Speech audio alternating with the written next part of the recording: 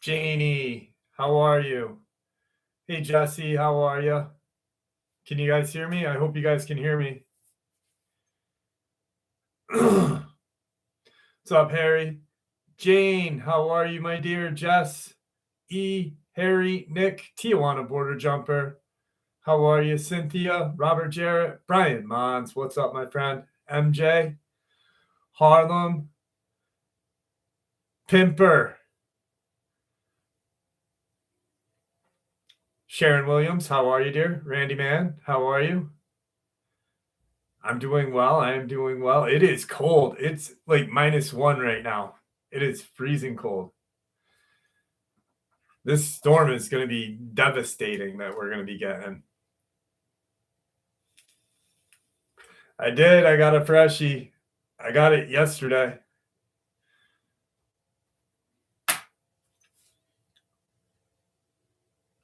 John Collins, how are you? Sonny, how are you, dear?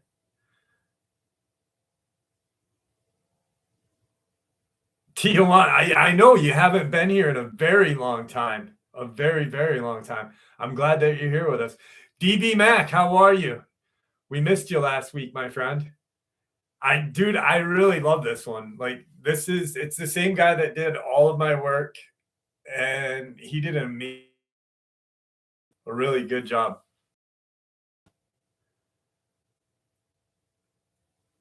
From the Orient, no kidding, MJ.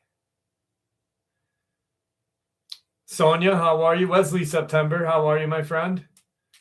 The other day it was -29 Celsius. Oh, ha. What is that? -29 Celsius. What's that? Like 1 degree, 2 degrees, 3 degrees?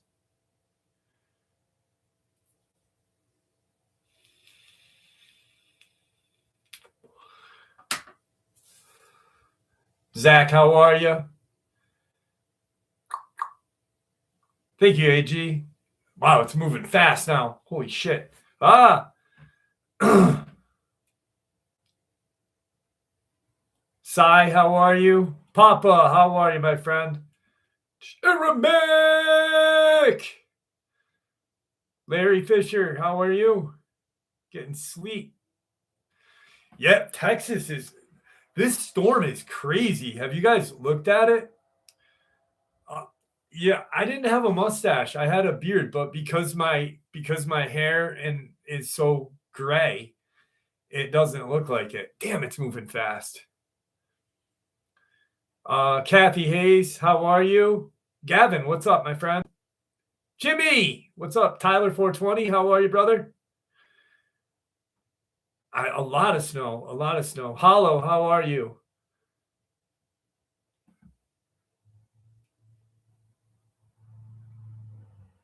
Delirium, how are you? Jager, man, it's so nice to have you guys here tonight. I'm really excited about this. It is cold. It is so cold. I was looking at the map, and it literally extends from the Rockies all the way out into Texas. Like it is just an enormous. It's weird because you'd think the states that would be getting it the worst, like Illinois, Wisconsin, Minnesota, they're not getting hit with it. It's weird. We are, but like everybody else isn't.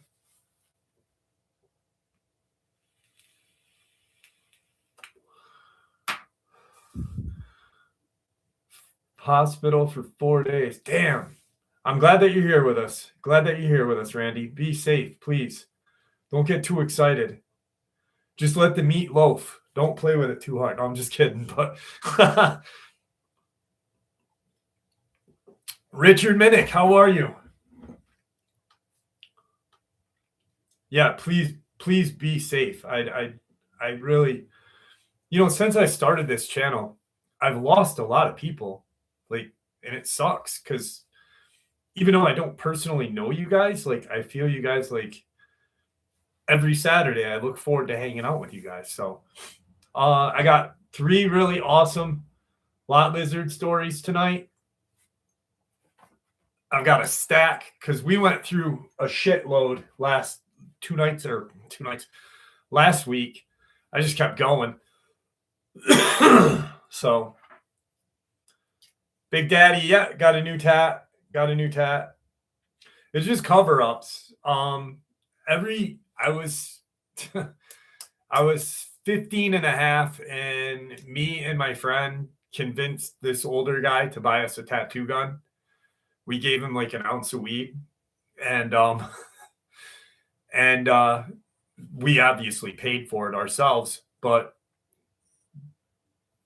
he bought it for us, and we started doing ink on each other. We ran a lead cord from my dad's garage out to my half pipe, and we would just tattoo each other all the time. It just such dumb dipshit upstate New York shit to do. Like,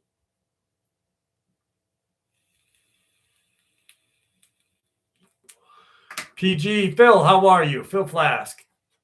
Sean McCabe, what's up, brother?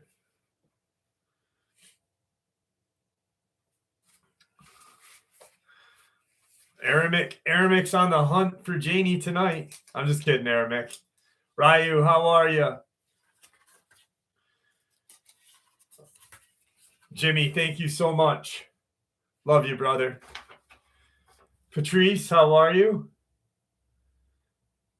Sonia. All right. Let's start this off with a very interesting one. Crypto, how are you? Robert Sharp, I hope you're feeling better as well.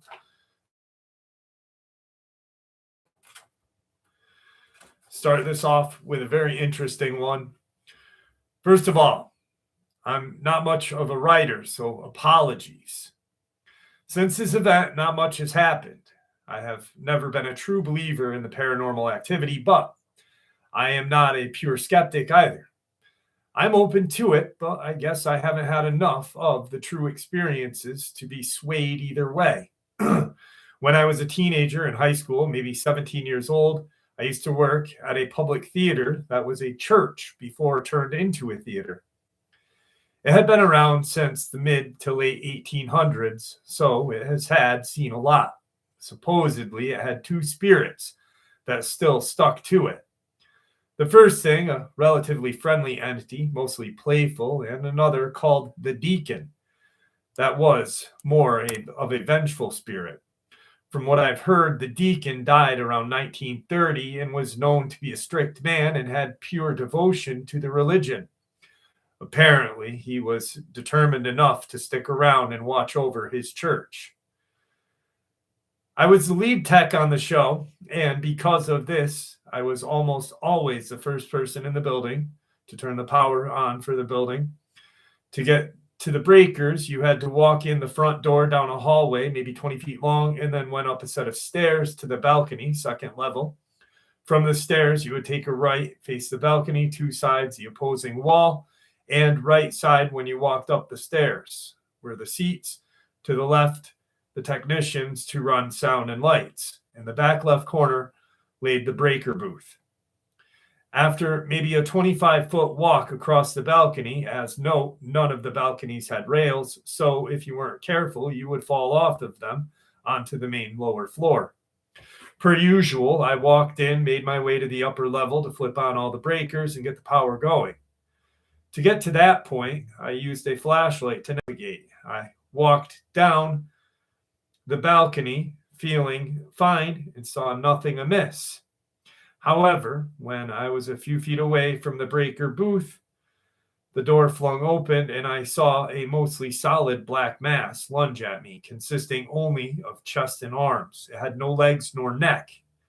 The next thing I knew, I was being woken up by another techie who came in after me. She seemed panicked, and I was confused as to why until I realized most of my body was lying off the balcony. Basically, my entire right side dangling over the center of the auditorium. I was out cold and had landed maybe 15 feet from the booth. I had no clue how I had gotten there. I carefully got back up. I was very dizzy. and later learned almost 2 hours had passed since I first came in. Following that, I had a decent headache and the soreness in my upper body, almost like someone had pushed me firmly into my chest. I had slight red marks in the area that were sore. I talked so some others around, and they were all convinced I had been attacked by the deacon. And some were even wary of me afterward. I never thought much of it and got on with my day. Never had another experience like that in that building. A few weeks later, I was talking with a friend that enjoyed looking at other auras and reading them. Again, at this point, I'm a bit skeptical, but agreed for her to read mine out of curiosity.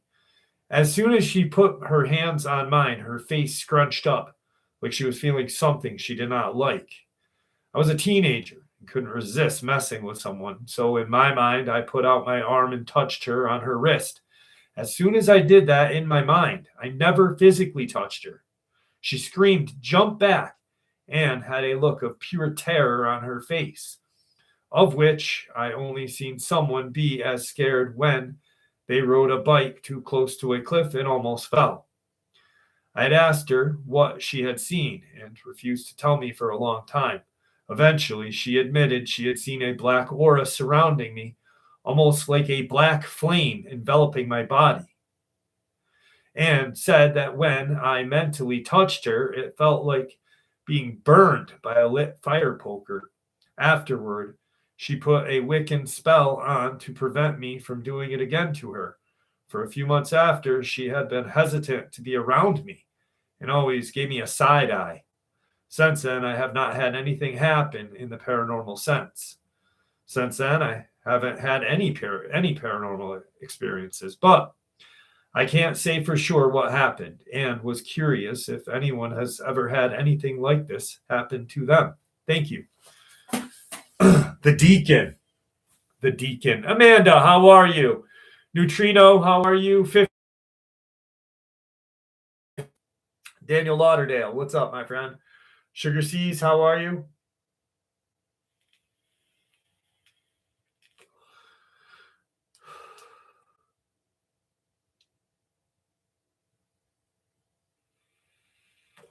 Hi, Amanda. How are you, dearie?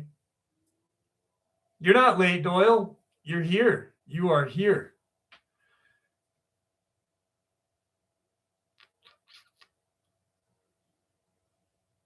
Dinah Russo, how are you?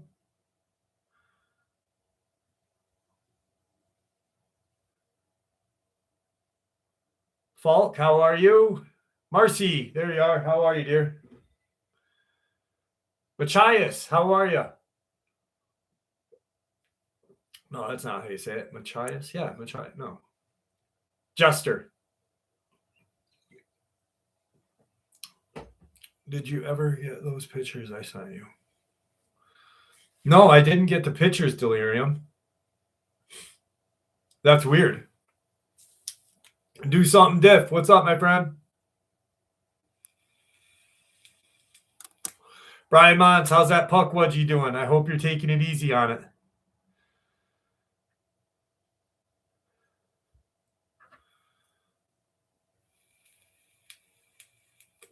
Mr. George Coker, how are you?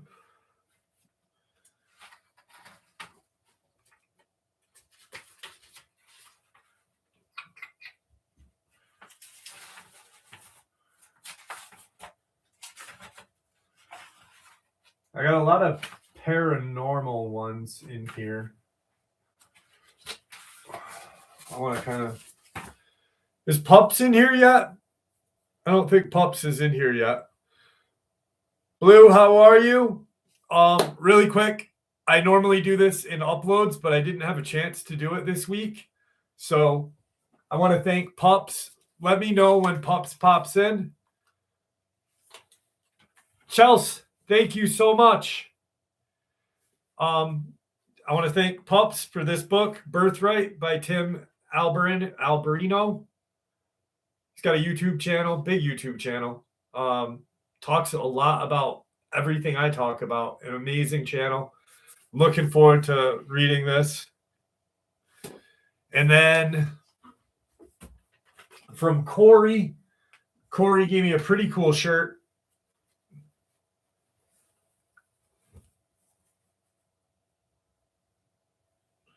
Lee Hempel's Hayfield. It's pretty freaking badass, actually. It almost reminds me of like an obituary or like skinless t-shirt. Like a death metal, you know. Thank you, AG.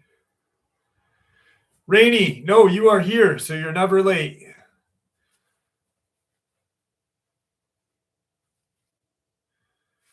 Badass shirt, right?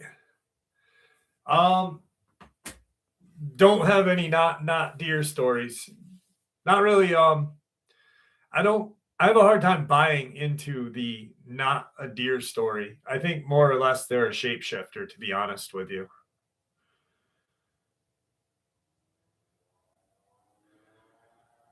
I agree with you, Gary. I agree with you. Conscious Wanderer, how are you?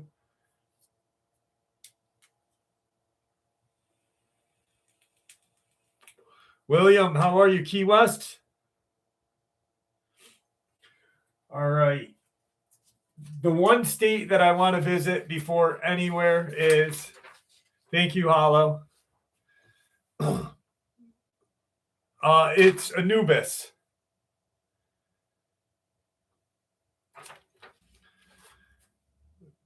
The wind is kicking up here too. It's been kicking for the last couple of days.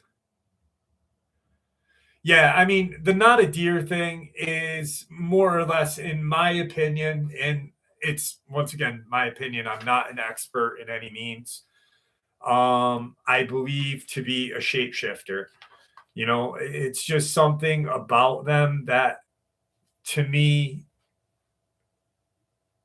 doesn't, I mean, it's just an odd thing to have some sort of, you know, deer terrorizing people. So I think like what people see when it is possibly walking bipedal and stuff is during transformation, I believe. Thank you, Janie.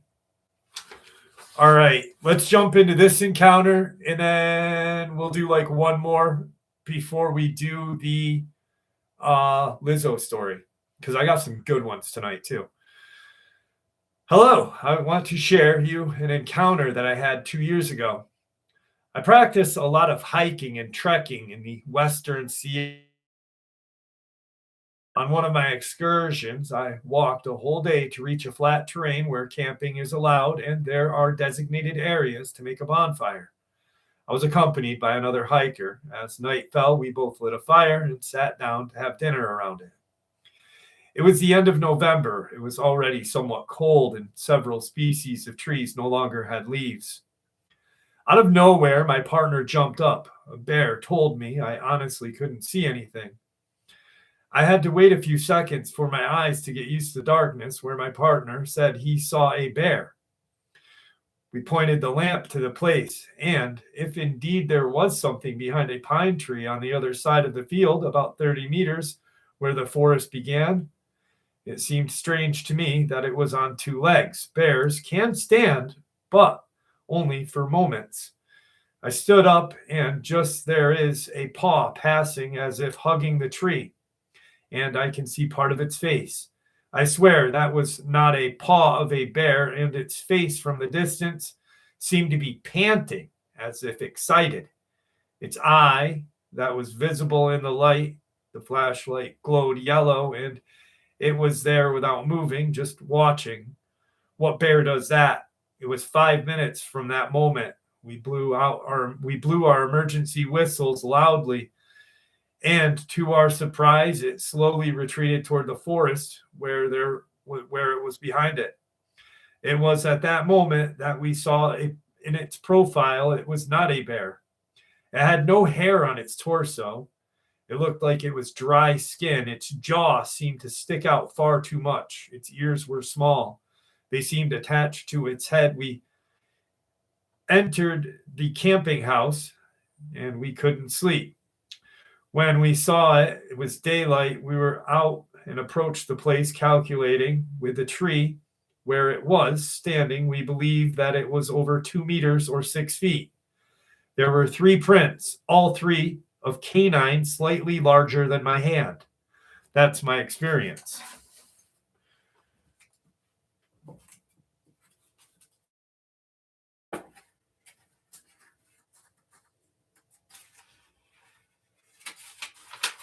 I got a black-eyed kid story.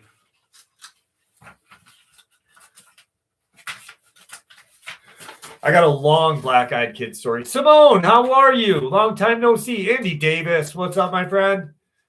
Nikola Tesla, how are you? Got a lot of people in tonight. So glad that you guys are all here.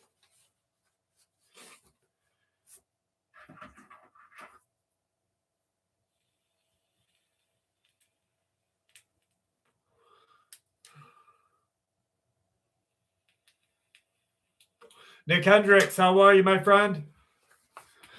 Oh, damn it. Got to do the upstate shake real quick. Here we go. I'm an atheist, and I have always been skeptical of the paranormal. Aside from being the most disturbing thing I've ever experienced, this encounter has turned my model of reality upside down. I was on the bus with a friend, Veronica, at around midnight. One of us mentioned that I was heading to the waterfront. She had made a joke about how we shouldn't talk about where we were going on the bus because I would get stalked. I laughed and joked about it, but I felt slightly uneasy. This is where I believe the experience began. I remember there was barely anyone on the bus. I saw four men chatting in front of us. Not that that's important, but for accuracy's sake, two men were talking to each other, and a short distance away, another two men were chatting. At the time that I am writing this, a few hours after it happened, I don't remember seeing anyone else on the bus. I got off the bus and Veronica walked me to the SkyTrain station. I remember paying for my ticket and calling her as soon as I paid to jokingly complain about the fact that they had raised the transit fare by 5 cents. We chatted for a bit. I went down the stairs to the platform for the SkyTrain to Waterfront, and a girl was sitting about 15 feet away from me. I immediately recognized her from the bus, though, thinking back, I can't recall actually seeing her on the bus. I don't know how she got from the bus stop to the SkyTrain station without me seeing her on the way, but I didn't think to question that at that point. From what I can remember, she looked about somewhere between 9 to 15 years old. Keep in mind, it's past midnight and she was alone. She was small, slim, and her hair was cut into a perfect gray bob. It looked more like a shiny, hard gray helmet than hair. If it wasn't a helmet, it must have been a wig. I don't remember anything about her facial features or clothing, despite the fact that I only saw her a couple of hours ago, and at one point in this experience, stared at her intently for 15 minutes. I do remember she had an alternative sense of style, and I think she was wearing either a leather or denim jacket. I stayed 15 feet away from her. The bench that she was sitting on, something about her was disconcerting and made me mildly uncomfortable. When the SkyTrain came, instead of walking through the door to the SkyTrain compartment straight in front of her, she walked the 15 feet to get in the same compartment as me. I remember feeling a little weird about that. I didn't look at her while I was on the SkyTrain at all. This is where it gets real weird. After the SkyTrain pulled into the waterfront station, I got off to get onto the C bus. When the SkyTrain arrived, the C bus was leaving in 20 seconds, so I ran to catch it. Only one other person was running to catch it with me. When I sat down, the girl with the gray hair was sitting a few rows across from me, staring straight at me. I immediately recognized her. I don't know how she got to the C bus from the SkyTrain station within 20 seconds before me without me seeing her. As soon as I saw her, I went from relieved that I made it onto the C bus to being on the verge of tears. This is the part that makes me cry when I think about it. Her eyes were pitch black. Her facial expression was inhuman, straight at me. I'm not exaggerating when I say it was not human. It was fucking wrong and unnatural. I have never seen or experienced anything like this in my life. All of a sudden, its face stretched into the most horrifying, evil smile. It was the most terrifying thing I had ever seen. I cry every time I think about it. I was holding back tears at this point. How did it get from the SkyTrain to the sea bus without me seeing her? The sea bus takes 15 minutes to get to the other side of the water, so I watched it for 15 minutes. I could not have been hallucinating, being there was 15 minutes straight. It was physically impossible for it to get to the same SkyTrain as me, to the sea bus, without me noticing her. I may have hallucinated the eyes and the smile, but I don't think that was possible that I hallucinated that.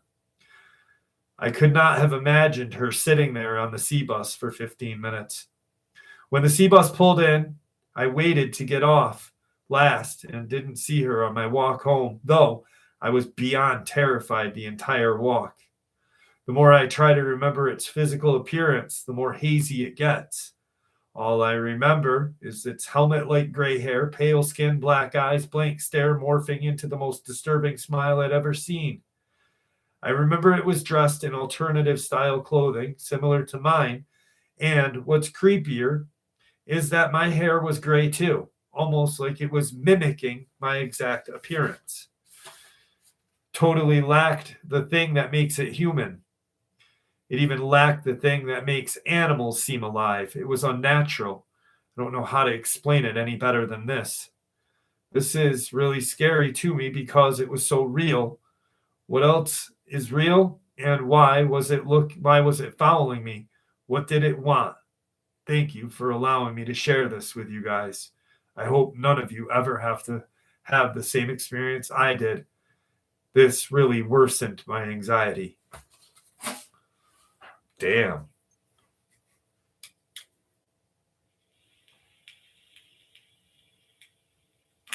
Robert Sharp, thanks for popping in, my friend. Stay well.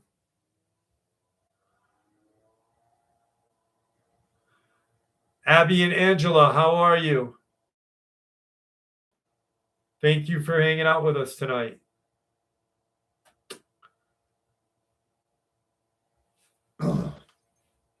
Is it time for the lot lizard story, my friends?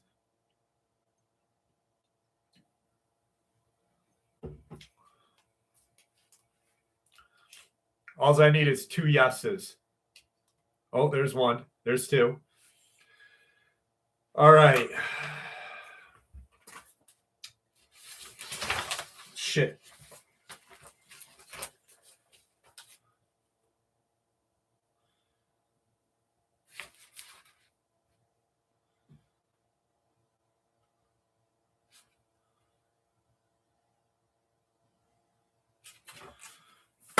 Okay, hang on 1 second.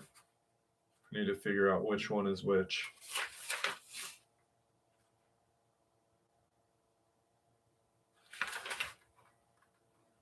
Okay.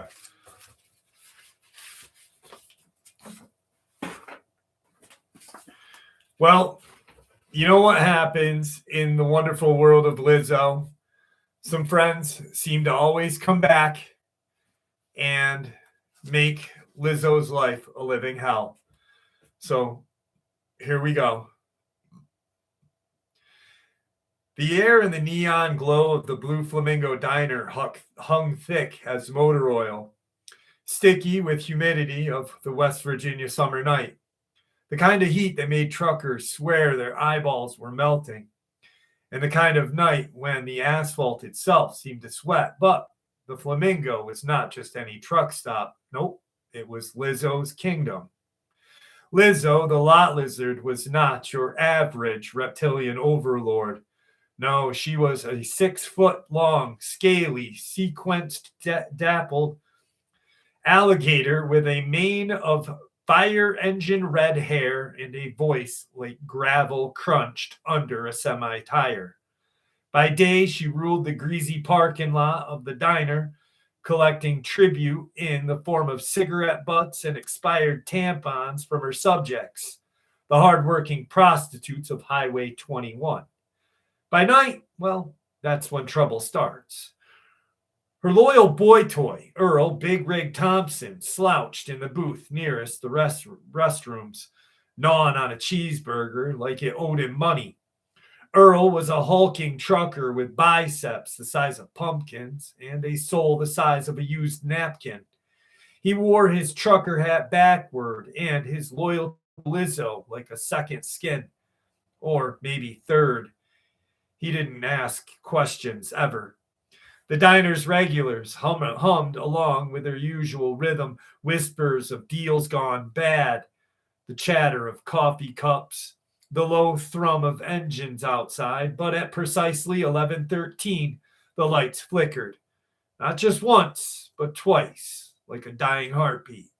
Ah, said Darla, the dentist, one of Lizzo's most successful prostitutes, flicking her nail file. Did someone kill a cat back there? Then the doors blew open. Satan walked in, or slithered, really, since he's been busy in the afterlife's home improvement phase and now had cloven hooves instead of feet. He wore a pinstripe suit made of smoke and dread, but what really caught the diner's attention was the little man trussed up behind him. Saddam Hussein, Satan's boy toy, was decked out in his leather bondage gimp suit that looked like it had been designed by a sadist at Gucci. The chrome ball gag gleamed around his neck, and his eyes, hidden behind a tinted eye shades, darted like trapped mice. His wrists were bound to his ankles with chains that clinked like wind chimes at a funeral. The room went silent. Lizzo, Satan boomed, his voice like 1,000 screaming car engines. You and your reptilian filth destroyed our first bondage sex toy room in hell. You glassed it with your emotional honesty and self-love vibes. It's time for revenge. Lizzo leaned back, her scaly tail flickering lazily. Sweetie, I gave your little dungeon a makeover. You tried to enslave my girls and your, what was it, leather cock cages and mandatory self-loathing? Saddam made a muffled noise from behind his gag. His head jerked violently. Relax, Saddam, Satan said, patting his prisoner's bound head.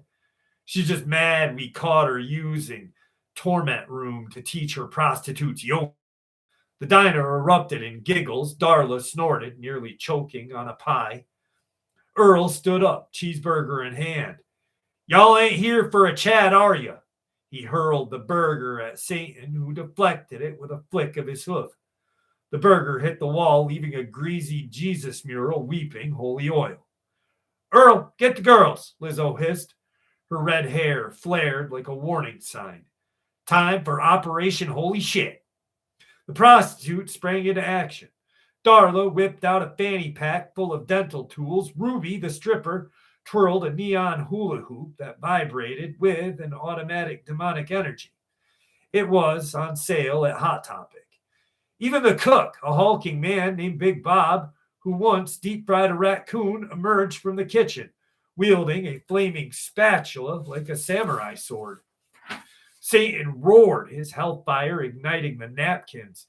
You think you can defeat us? Saddam, meanwhile, is hyperventilating, his chains clinking in panic until Lizzo snapped her fingers. Earl, the special. Earl grinned, revealing teeth capped in 24-karat gold.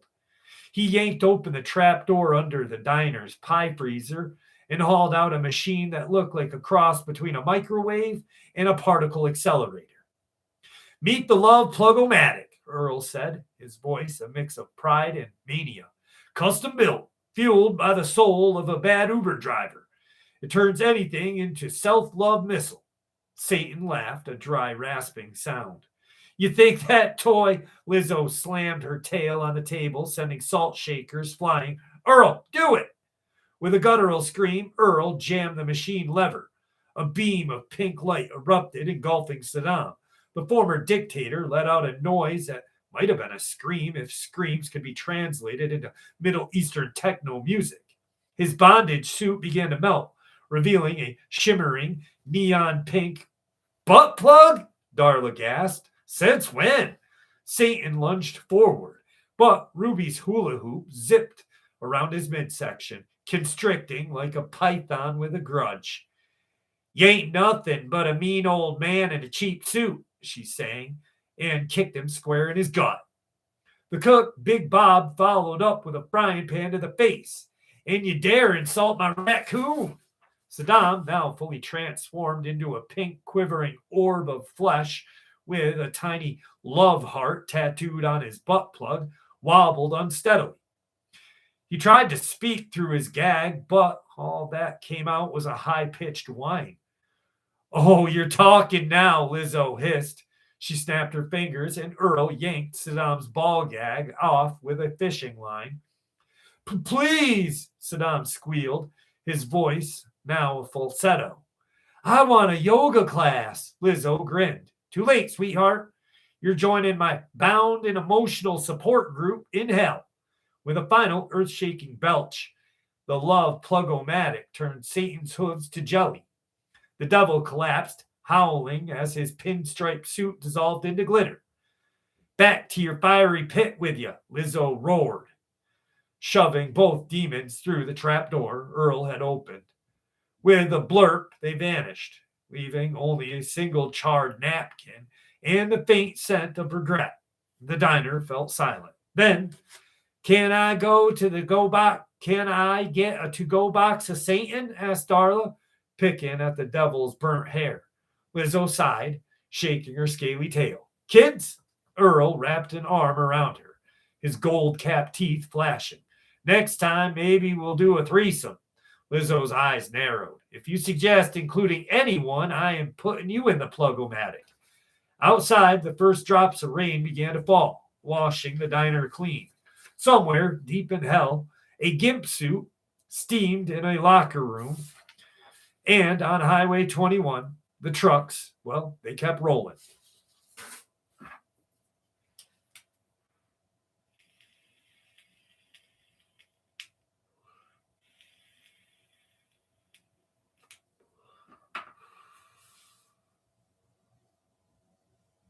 I still sing the Mr. Hanky.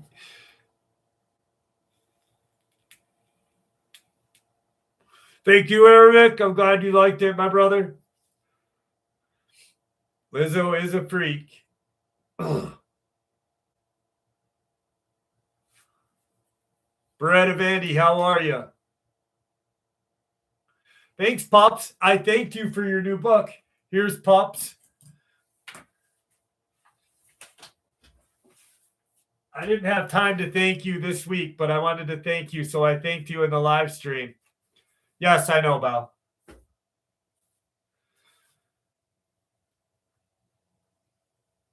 Arabic, thank you, my friend. Thank you so much. Love you, baby.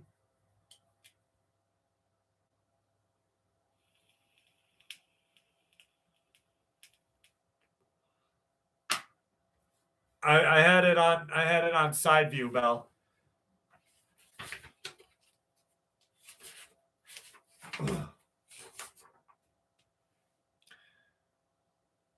I had recently seen a post on Facebook of a journalist talking about two boys who had seen a creature in the county next to the one my family lives in. It got me thinking about a story that happened to my aunt before I was born. My aunt had told me and anyone that asked this story, and no matter what, her story never changed, ever. She stood on what she saw was real, even if no one believed her. One night, her and her boyfriend were driving down the road and were coming up to a railroad track. When they got closer, they saw an 8-foot-tall creature standing on the side of the road. I'll always remember her saying that it had glowing eyes. Weirdly enough, she always thought it had kind of smirked at her when they drove past. It did not chase them, try and do anything. It just stood there staring and watching them as they drove past. She had always described it as looking just like a werewolf from Van Helsing.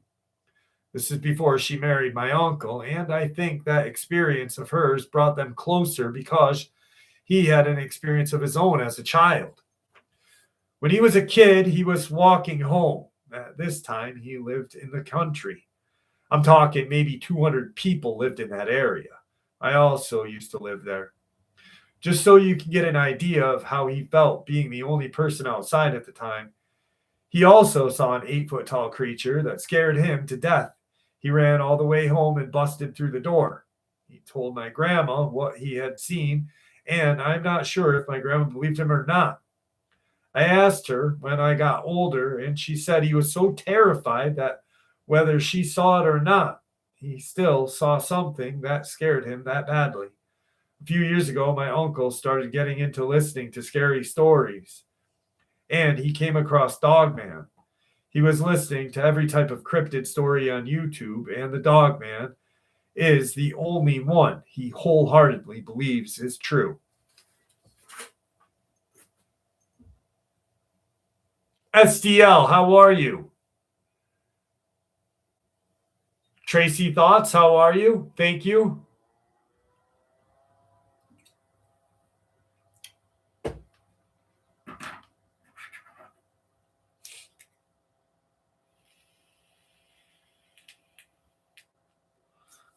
Last night, I got it yesterday, and last night I was downstairs in the studio downstairs, and it was cold, so I had just like a tank top on, and I got cold, and I put like a long sleeve yellow T-shirt on, and then went to bed, and I woke up this morning, and I have not Vaseline, but what the fuck is it called?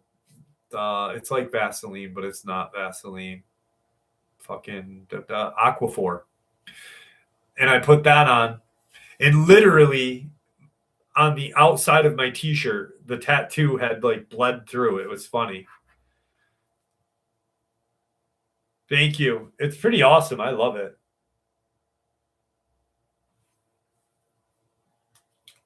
There you go, Hercules. Yeah, I gotta read it. I gotta read the book, Pops. I've read the foreword and stuff. That's all I've read.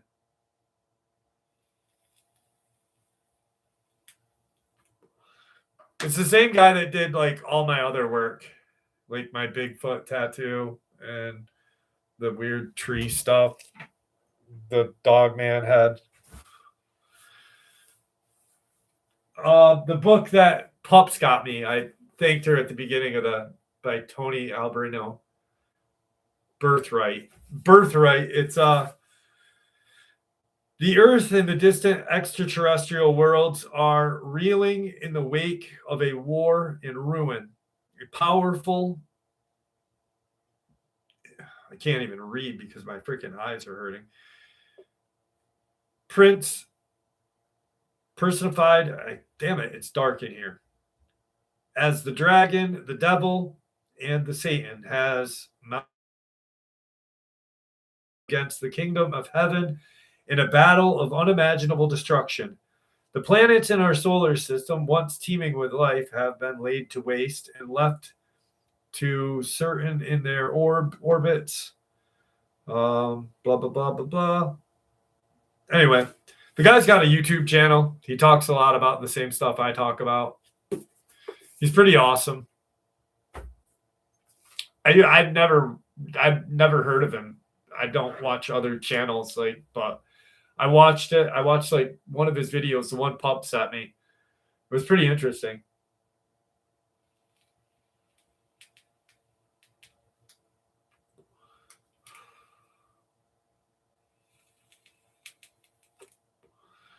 SDL, did you have the flu?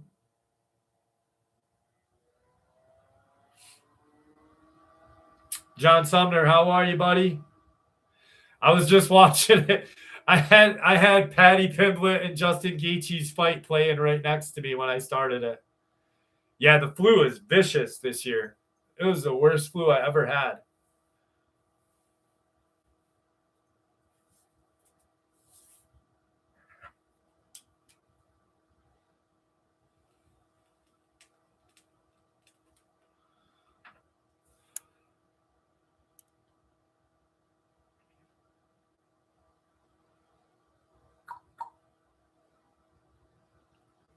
Um, Justin Gaethje.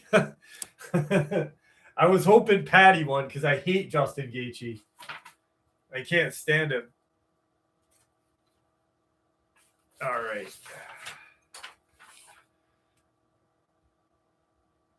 Is it snowing out yet? No, no snow yet. It's colder than a witch's titty, though. This happened last summer, and I still don't know what we saw. I was having a sleepover with my best friend and her little sister who live in countryside in Finland. We were walking in the forest behind her house. As soon as we walked from the forest to the side of the road, we started walking down the road to a well that was on the side of the road about a mile away. It's a quiet road, only a few cars went by in the hour. We got to the well quickly and drank some water there. We stood there for a while and talked, and then we noticed two quite tall creatures about 50 meters away. One of them was standing on the side of the road, and the other one walked from one side of the road to the other, but they never came closer to us. They stayed in the same place for about 15 minutes and just moved from one side to the other. They looked like humans, but we didn't see any details in them. Although it was daytime and the sun was shining, they were like two black shadows. The way they moved around was strange. It looked like they were floating just slightly above the ground. And when they walked, they took very long steps. At first, we thought they were human and maybe they had a car accident or something, but we did not see any cars. We also thought that maybe they were picking berries, but no, they just moved from one side of the road to the other. Then we decided to shout something at them. I think we yelled something like, "Hey, did your car broke down or what?" But they didn't respond. They didn't even look at us, just continued doing the weird things they were doing. We then started walking back to my friend's house, and we had brought along a toy arrow and bow, and we shot haystacks that were in the field on the other side of the road. After an hour, we were still on the side of the road messing around, and we could still see those two creatures in the distance. We were actually getting a little nervous because those things, and we started running towards my friend's house. When we got there, we told her mother about what we saw, and about a half an hour later, she drove with us to the same place where we saw those creatures. We did not see anything there. There were no signs of a car accident, and that would have been quite unlikely because there was not much traffic. We drove a couple more miles, we saw nothing, and we drove back to my friend's house. We still cannot explain what those weird creatures were, where they come from. They just stayed there for at least over an hour. Maybe they were aliens or ghosts. Who knows?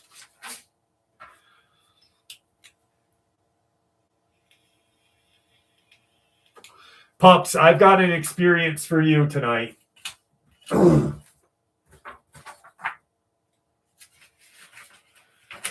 I've got an experience for you, Pups. Arabic, what do you think they were? I think possibly a demon.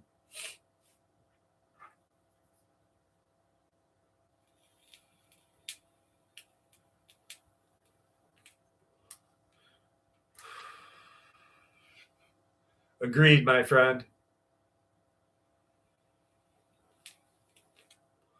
Alien goats. What's up, Ragnar? How are you? How come I never get an experience? I don't know, Andy Davis. I hope you never do. Thank you, Jay Cortez. It's a cover up, so it's like, I don't know. I'm happy. I'm so happy that I got it done. Like, I've been waiting since I was young to get cover ups, like redone. All right. I don't know what you mean, Andy Davis. I've not seen San Fran here, Simone. Oh, like me donate or dedicate a story to you? I will. I'll find an exact experience in your city. I promise. I've had a couple of experiences in the 70s. I was newly moved to what was then a fairly wooded area in Provo, Utah, on the northwest side. My mom and I lived on the main artery of the town with woods going down the Provo River. A couple of my girlfriends from high school had spent a Saturday night at my house. That Sunday morning, we walked down to the fields and apple orchard in the back of our house, which went back for several acres. We had just gone between two old outbuildings and were about to open the gate to go into the orchard over the irrigation creek when all three of us heard an extremely loud growl and howl come from the building to our right. It did not sound like a dog or have the wild, crazy cry of a coyote. It sounded to all three of us exactly like the howling of a wolf. We looked at each other and split, running for the house. We were the only ones home. We locked the doors, pulled down the shades, and huddled in the living room trying to figure out what we had heard. All three of us were experienced campers, and we had all heard all sorts of sounds from animals on these trips, and many of the camping trips had been with the three of us all together. This sounded weird, sort of extremely loud, but yet muffled, like listening to kids talking into an old string and can phone. Tape recorders were cassettes or reel to reel at the time. There was no way someone was hiding in that building playing a tape recorder. There was no electricity in those buildings. They were boarded up and padlocked. There were no loose boards or holes. Something like a big dog or even a cat could get in there. You would have needed to have an amplifier or speaker cranked up to get that sort of volume. My mom found us sitting in the front room in the dark. We were all really hesitant to tell her what we had heard for obvious reasons. She sort of blew it off. We never did find out anything. The adults that we asked about said it was our imagination. And to this day, all three of us still talk about that incident. My second incident happened in 1977. I was in college then and now living in a massive apartment complex on the southwest part of Provo. My mom and I had gone to bed at around 9. We were both awakened at 1 a.m. to growling, whining, and that same loud, freaking howling right outside of the sliding glass door in my bedroom. We could hear something large out there. It was letting out this blood curdling howl, almost exactly like what my friends and I had heard a few years earlier. My mom wanted to look out the window. I had two small adult dogs at the time, and they had all hid under the bed, silent. They wouldn't come out for hours.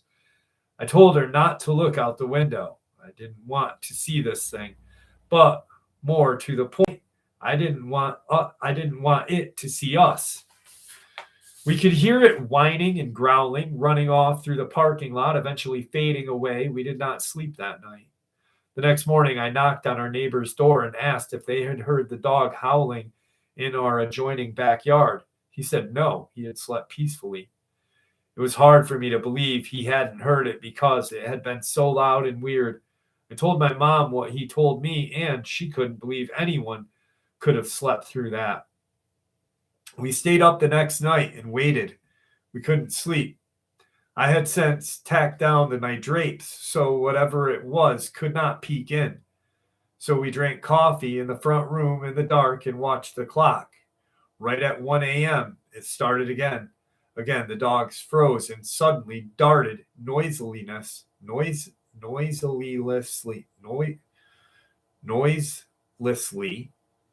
no, what a, noiselessly under the bed and shook. This time, the whining of whatever it was almost sounded like a baby crying. There was growling, and then it became a howl, and midway through the howl, it stopped suddenly like something had startled it. We heard a rustle and a loud thumping, and then running. Again, we heard this weird baby cry and whine fade off through the grass going west. We never heard it again after that night.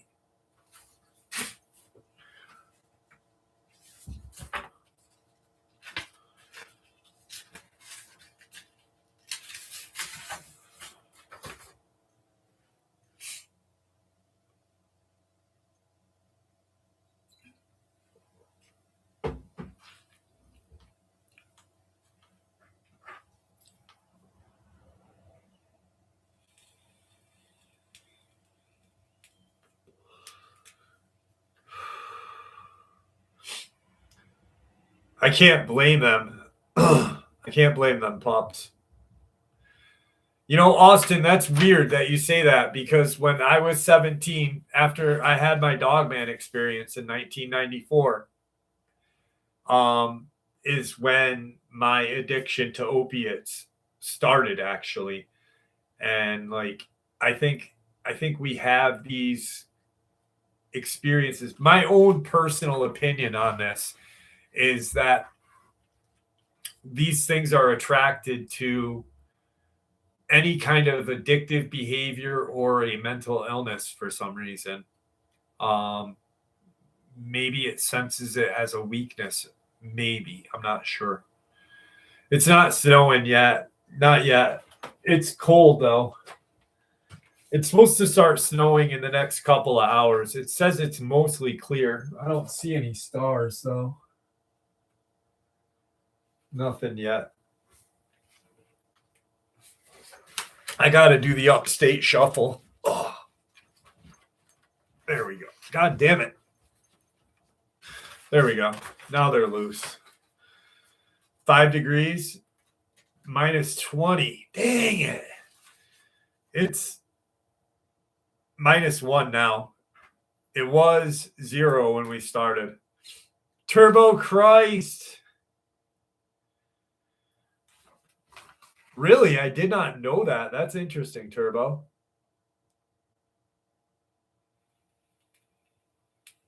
I'll trade with you, Simone. Just as long as I don't have to eat Vegemite, I will trade with you.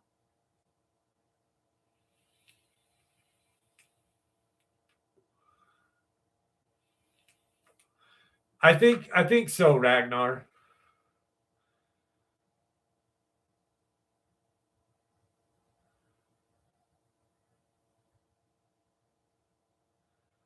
$68 in LA. Dang it. -6, Aramic. Jeez, I'm crow. Now I don't do Nutella either. That's garbage. Yuck.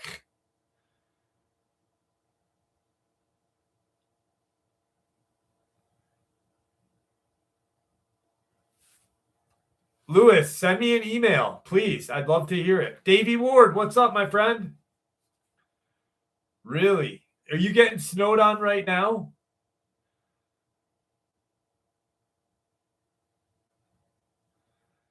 I know that Tennessee is getting snowed on.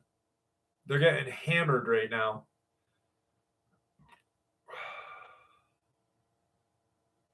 18 in Utah.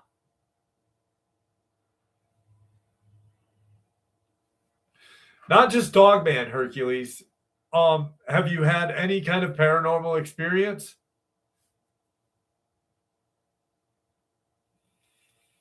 What's up, Lucas? There's Julie. How are you, Julie?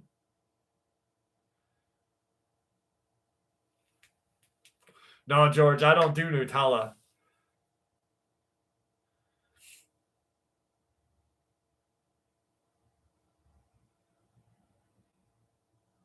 Plenty of snow here. We have snow. We just don't have snow yet. Oh, yeah, that's exactly true, Turbo Christ. I do remember that, Hercules. My mom and I are very much into the paranormal and have been for a long time. Before my son was born, the two of us would go on paranormal investigations together along with some professionals. We also enjoy watching all the paranormal programs on television, including reenactments, documentaries, and investigation programs/shows. One night, just like most evenings, my mom and I were sitting on the couch watching Paranormal Hotel.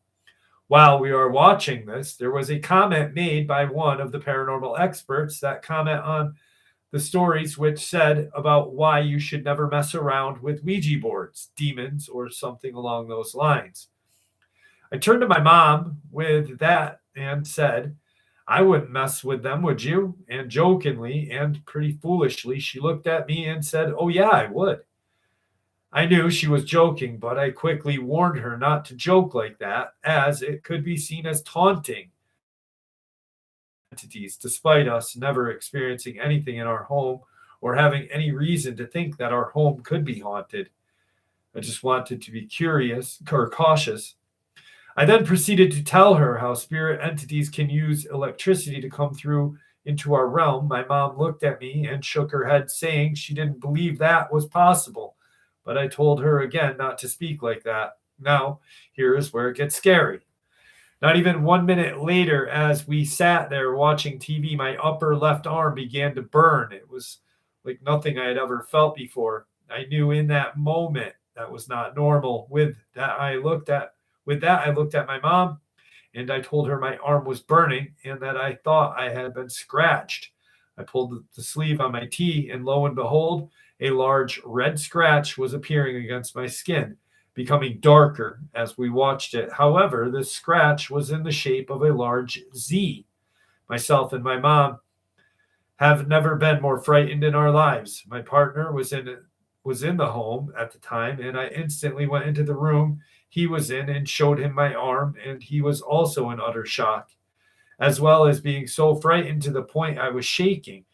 I was also angry that something had entered our home and caused me harm, especially when I wasn't the one who made the joke. I called out to who or what was with us, telling it that it was not welcome in our home and that it had no right to harm me and it had to leave. But my mom also apologized for the joke.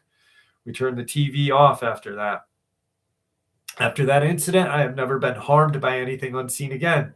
It was one of the scariest things I'd ever experienced. I have no idea it got into our home or if it is still lingering or if it took my words and left. I wanted to know if anything has ever experienced anything similar.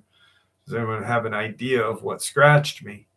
Does the Z that was scratched onto my skin have any significance? For the record, there was no way I could have scratched myself. I was sat with my hands down on the sides watching television. Nobody was near me, and my shoulder that received the of the couch by the wall. So my thing on that is, I think, and Jimmy, are you here still? There he is. So you heard her say the mom made a joke about playing with a Ouija board and talking about that. Well, they also had gone on paranormal investigations prior to. So I think that they had something with them prior. The mom had made a joke, and whatever was attached to them reacted to that joke. Not that it had just came into their home at that point.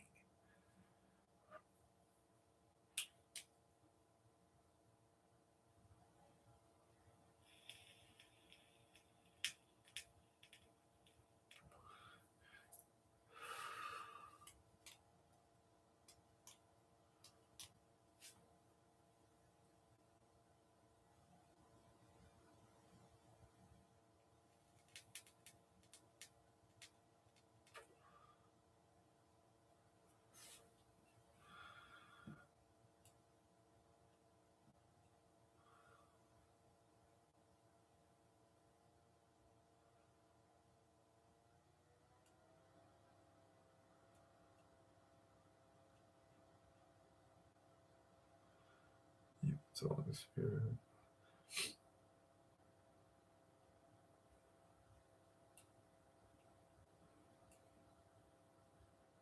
Yeah. Yeah. You'll pick up my scratches before. I vaguely remember seeing them, SDL. I vaguely remember seeing them.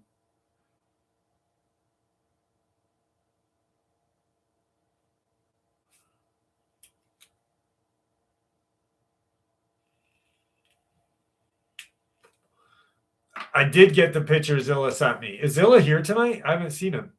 I got to email him about those pictures.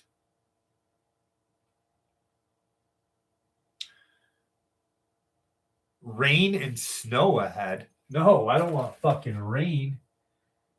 Jeez, on crow. Don't give me rain when it's fucking -1.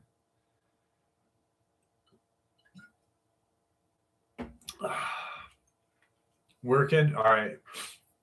They are pretty wild.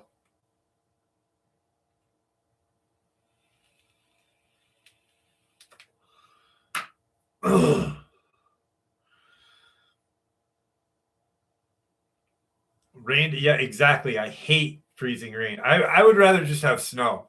Just snow and snow and snow.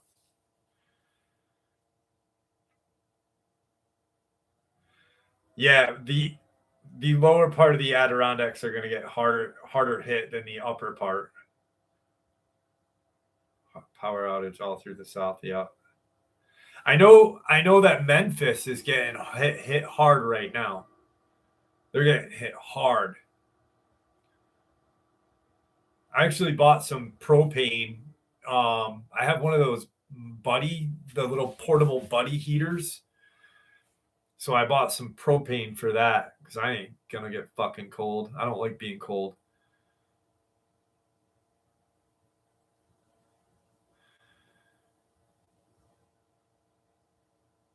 Oh, you're in Virginia, no smoking?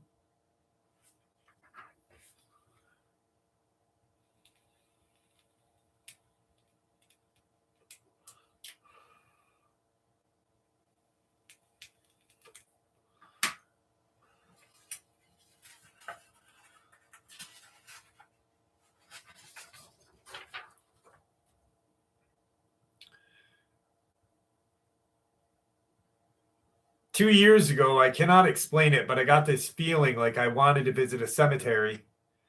I felt it had to be that day, that place. My boyfriend came over. I told him, and he tried talking me out of it, saying that he had a bad feeling, but ultimately decided he would drive me if I was really set on going, which I was.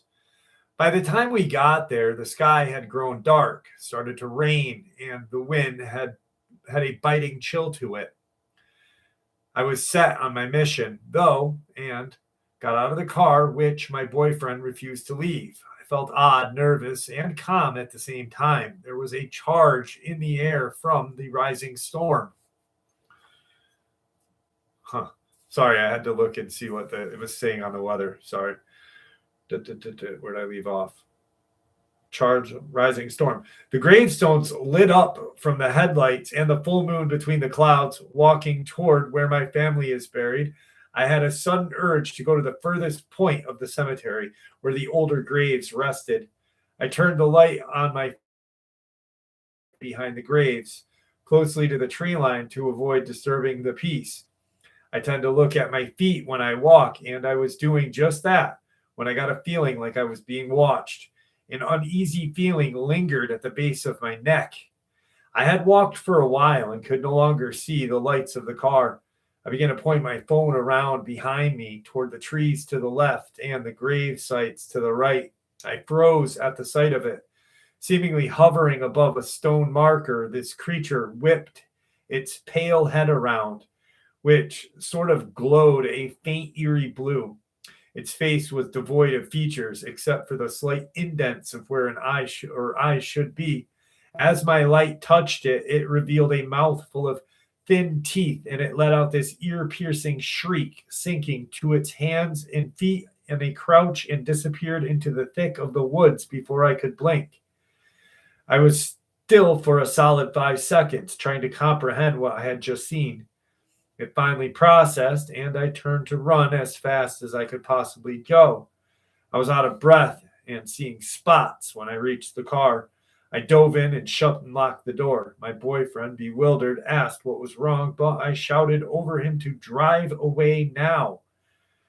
I watched out the back glass to see if we were being followed. Sketching the creature as soon as I got home, I recounted what happened over and over, trying to disprove myself what I thought had happened. I could find no logical, rational explanation. I saw what I saw. I put it from my mind, though, not wanting to dwell on unseen things, and haven't visited that cemetery since. Last night, I'm watching Netflix on episode and volume 2 of Love, Death, and Robots, The Tall Grass. I was the whole time raptured the whole time, clenching the pillow to my chest, mouth hanging open, palms sweating.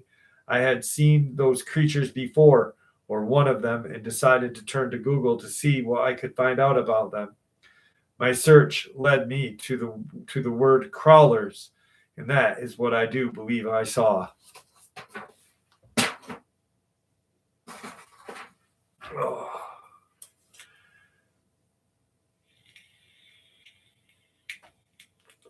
Wiley, what's up, brother? Savage Lunatic, how are you?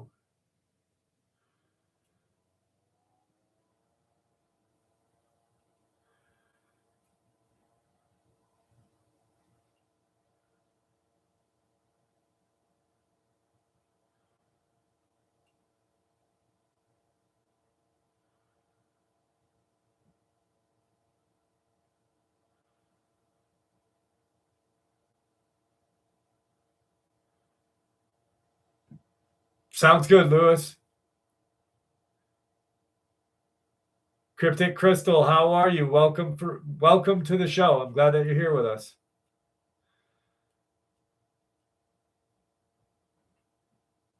JGZ baby, how are you? Painting and listening. Painting and listening.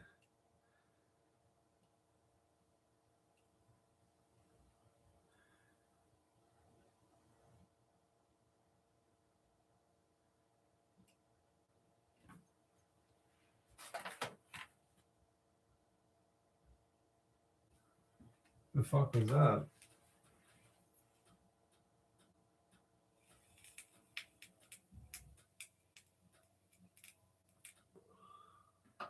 A close-up of the tattoo? Yes. There you go.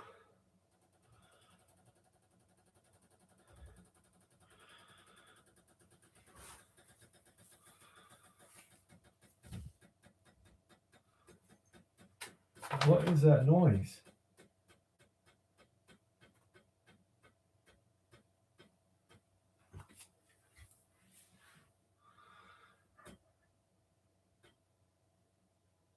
Thank you, guys. Yes, it's Anubis.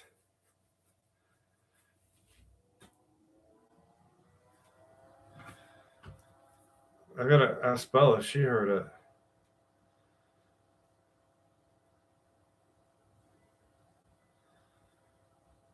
That was really loud.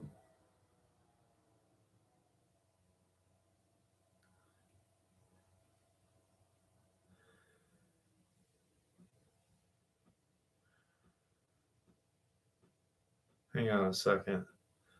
That was really loud.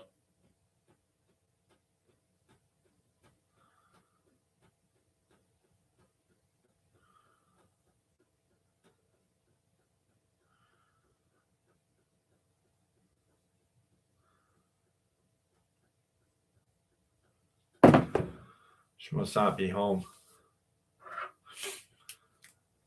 Five Rings, what's up, brother? How are you? Oh, it was my daughter. My daughter left. That's my heat turning on. The ticking is the heat turning on. My microphone is that good. That's crazy that it picks up that. How are you, Five Rings? Arabic does love humor.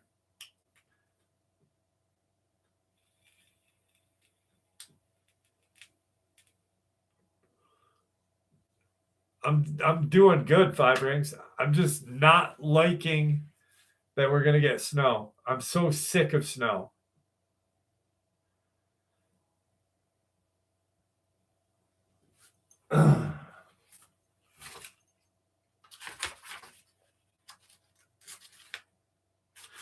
Ooh, this one's cool. This one's interesting.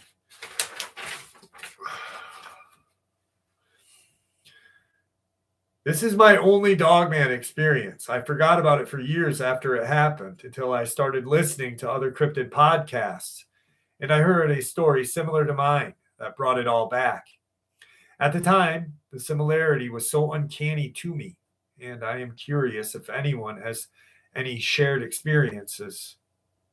I was a senior in high school, and I believe it was spring break. My friend's mom was out of town, so we were at her house, and she rolled us a blunt. This was the northeastern Ohio, We went outside, smoked. I wasn't sure if I had even done it right. This was my first time. And went back inside. In her kitchen, we started to get silly. I put a pan on my head, blah, blah, blah, took a picture, giggled, typical stoner. I didn't do that when I was a kid.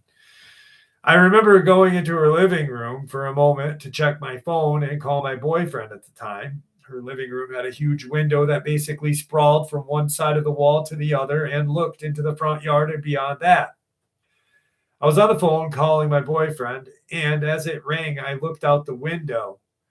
Absent-mindedly into the night, I was probably 10 to 15 feet from the window, and I noticed how most of what I could see was a reflection of everything behind me.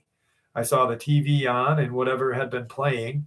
It all happened in a flash. I was looking at my reflection in the window ahead of me, and I saw what I described as a werewolf in the reflection beside me, as in we were standing side by side, and I realized it would have been standing directly beside me in the living room in order for this visual to occur. Still on the phone, which had now been sent to voicemail and was recording all of this, I lunged onto her couch in a fetal position, slammed my eyes shut, and began swatting and batting it away. I never saw it in the room with me, but was perceiving being attacked by it in my head. I heard it growling and snarling as I flailed about, kind of difficult to explain. It was almost like a dream, but I was not asleep. It was like an experience was momentarily inserted into my head, and my body reacted as though it was happening the entire time. I had sort of a fit on the couch for probably 15 seconds, phone still pushed to my ear, having panic as well, sort of a delirium come over me as I left a voicemail in real time, telling my boyfriend we had smoked and I was being attacked by a wolf man. With my eyes squeezed shut, I was perceiving it over me, almost kind of messing with me like a worker at the haunted house would a scared person.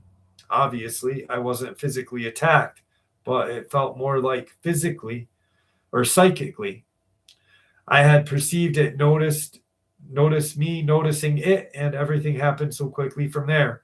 I went from a very real panicked state, covering my head and swatting my hands, to sort of deliriously laughing, and came out of it as quickly as I went into it.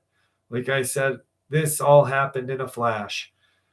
Until I came across a video, I had decided it was maybe a panic attack or a hallucination, or maybe even a brief psychosis.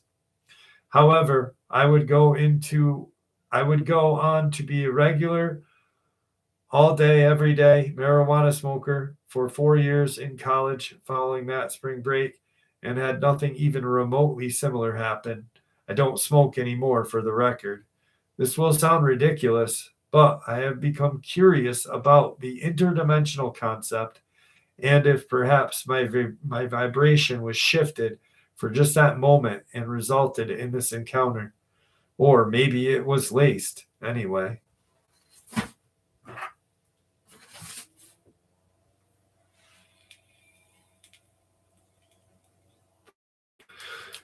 Black-eyed kids are terrifying. I hate them.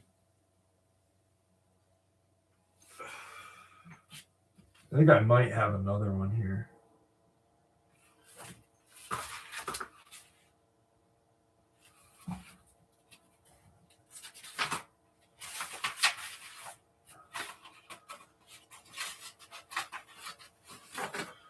I thought I had a few black-eyed kids experiences. Sightings.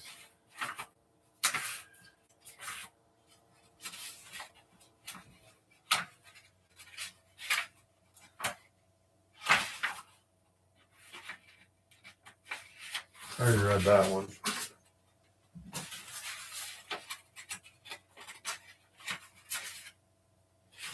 Creature outside my window. Bizarre experience of the floors behind me. Experience. Ooh.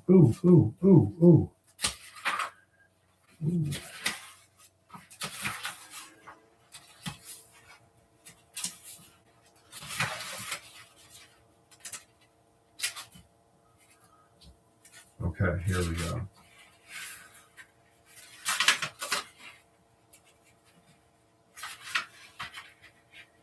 Damn it. I don't want to lose that. Come on.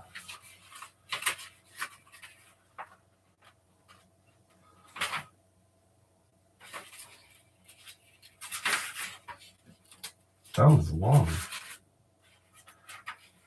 All right, here.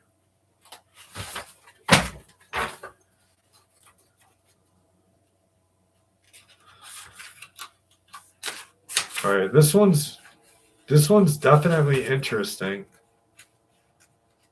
After this experience, we'll do a lot lizard experience. Do you happen to know retired surgeon? Honestly, Austin, I was reading your comments when you were writing that, and I do not, to be honest with you.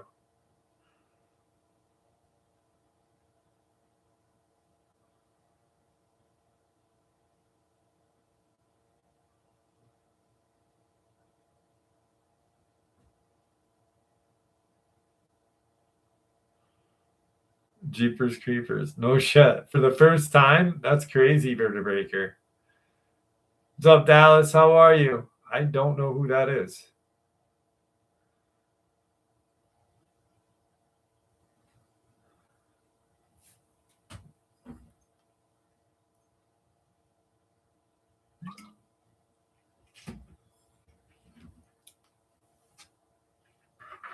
We're not in the storm yet, Chicken Man, but it's a coming.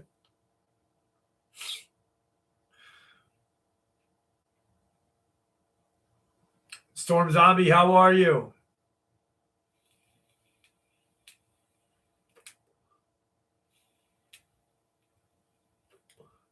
Oh, Enlightenment Tech, yes. Christopher Whiteley.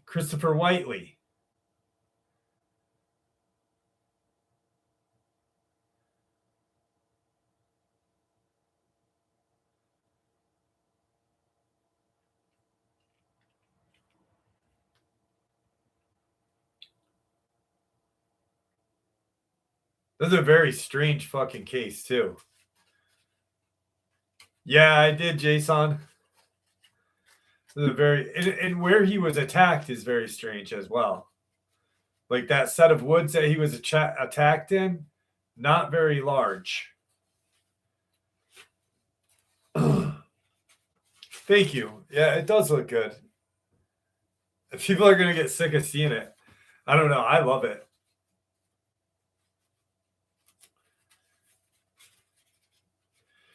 Here, Robert Jarrett in Austin. Instead of putting emails up in the comment section, why don't both of you send me an email and I'll put you guys in touch with each other?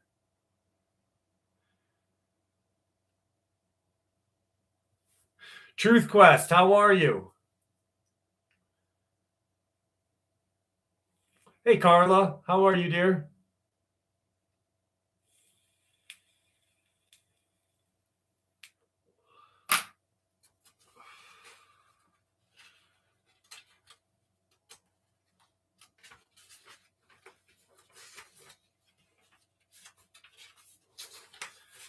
Fucking A right, Chicken Man. Fucking A right.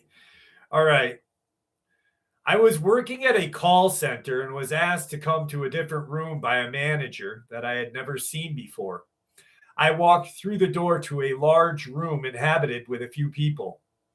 I was told that I was going to be trained to be part of a quality assurance team. I was excited to hear the news because it meant I would be getting a pay raise. The manager introduced me to a man that would be my trainer for Q&A position.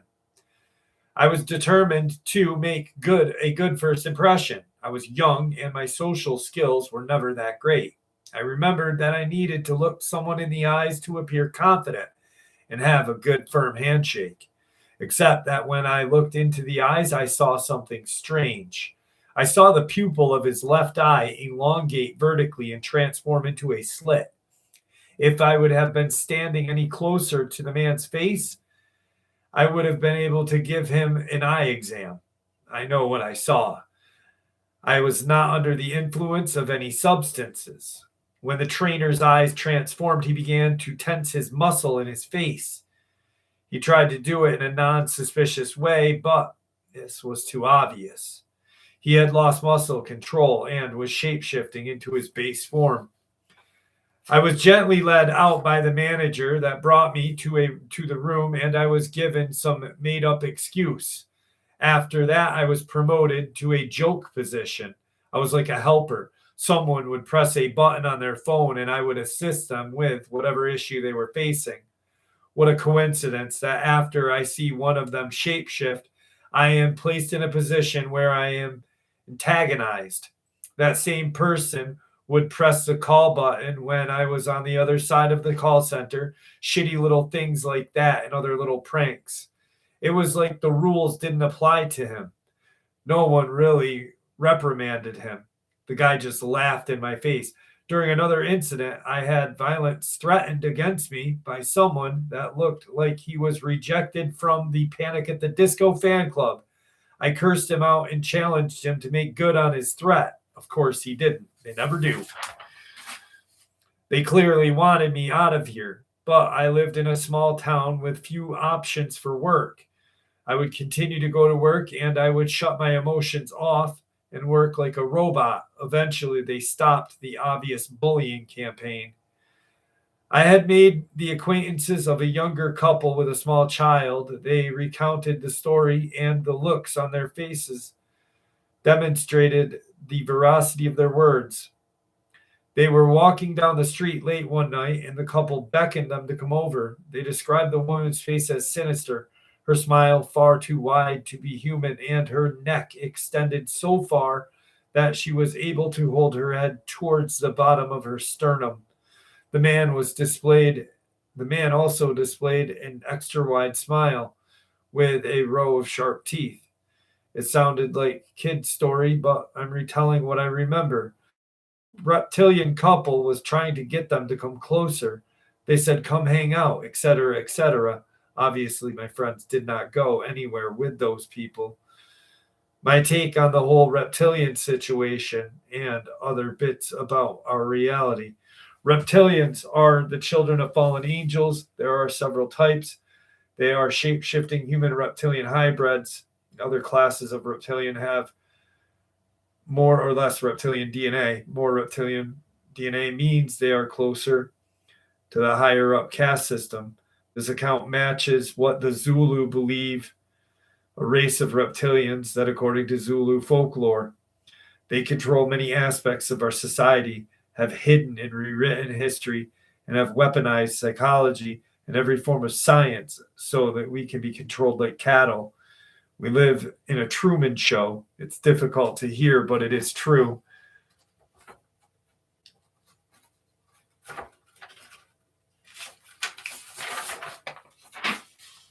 The serpents are not gods, and their parents are false gods.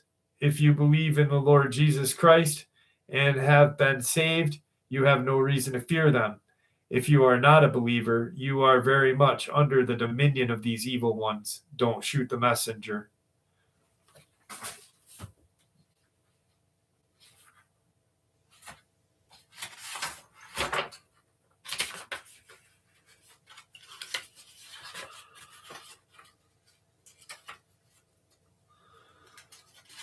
All right, lot lizard time.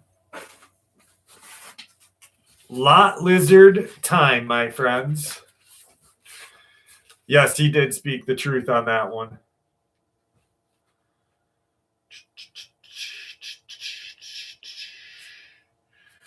All right. You know, we don't hear much about Earl in his life and his family. I mean, we've met Lizzo's dad, Snoop Dogg, right? Well, maybe it's time we meet Earl's mom.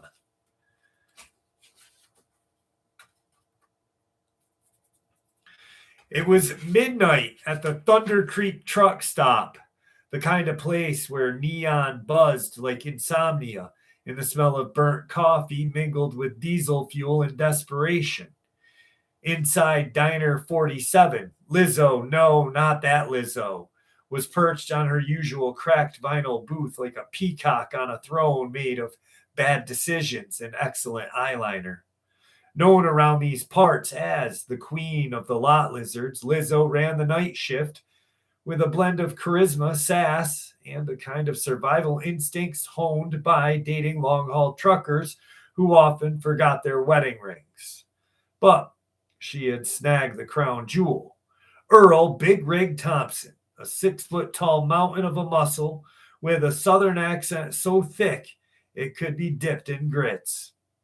They ruled the diner like a bizarre feudal kingdom. Lizzo dispensed advice, blowjobs, and free hugs for tips only, while Earl kept the peace by scowling at anyone who looked at her wrong. Their love was a kind of sung about at trucker ballads, loud, messy, and occasionally involving handcuffs. But one fateful Tuesday, the balance of power wobbled. It started with a roar, deep, mechanical, and unmistakable vintage.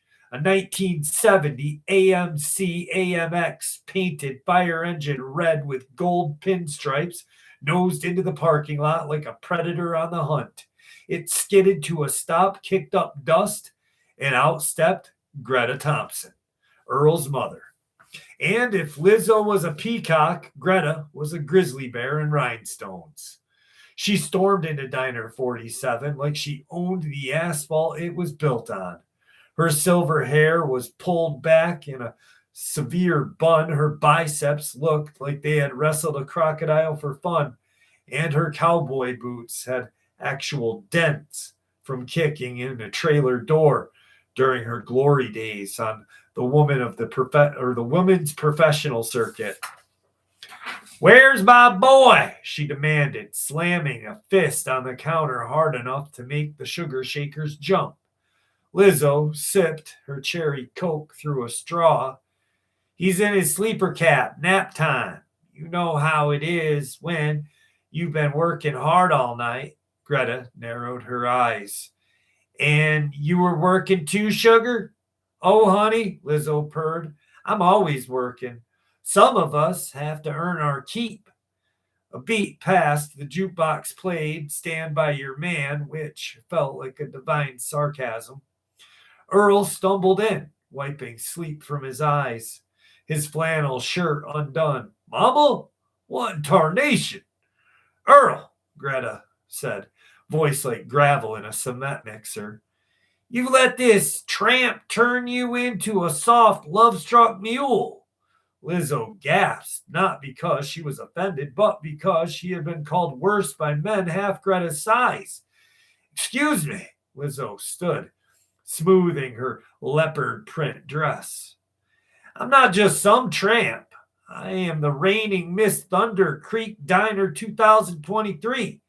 I have a plaque and everything, and Earl loves me." "Love?" Greta scoffed, flexing her biceps. "Real love isn't nail polish and motel orgies. Real love is tough. Real love, you can pin a man's shoulders to the mat for 3 seconds. I wrestled the she-bear of Saskatchewan and took her title belt with my teeth." Lizzo blinked. "That's horrifying and vaguely sexual." Earl, now caught between two alpha females like a meatball and a sub sandwich, raised his hands. Now, y'all. "Silence, son," Greta snapped. "The only way to settle this is a proper."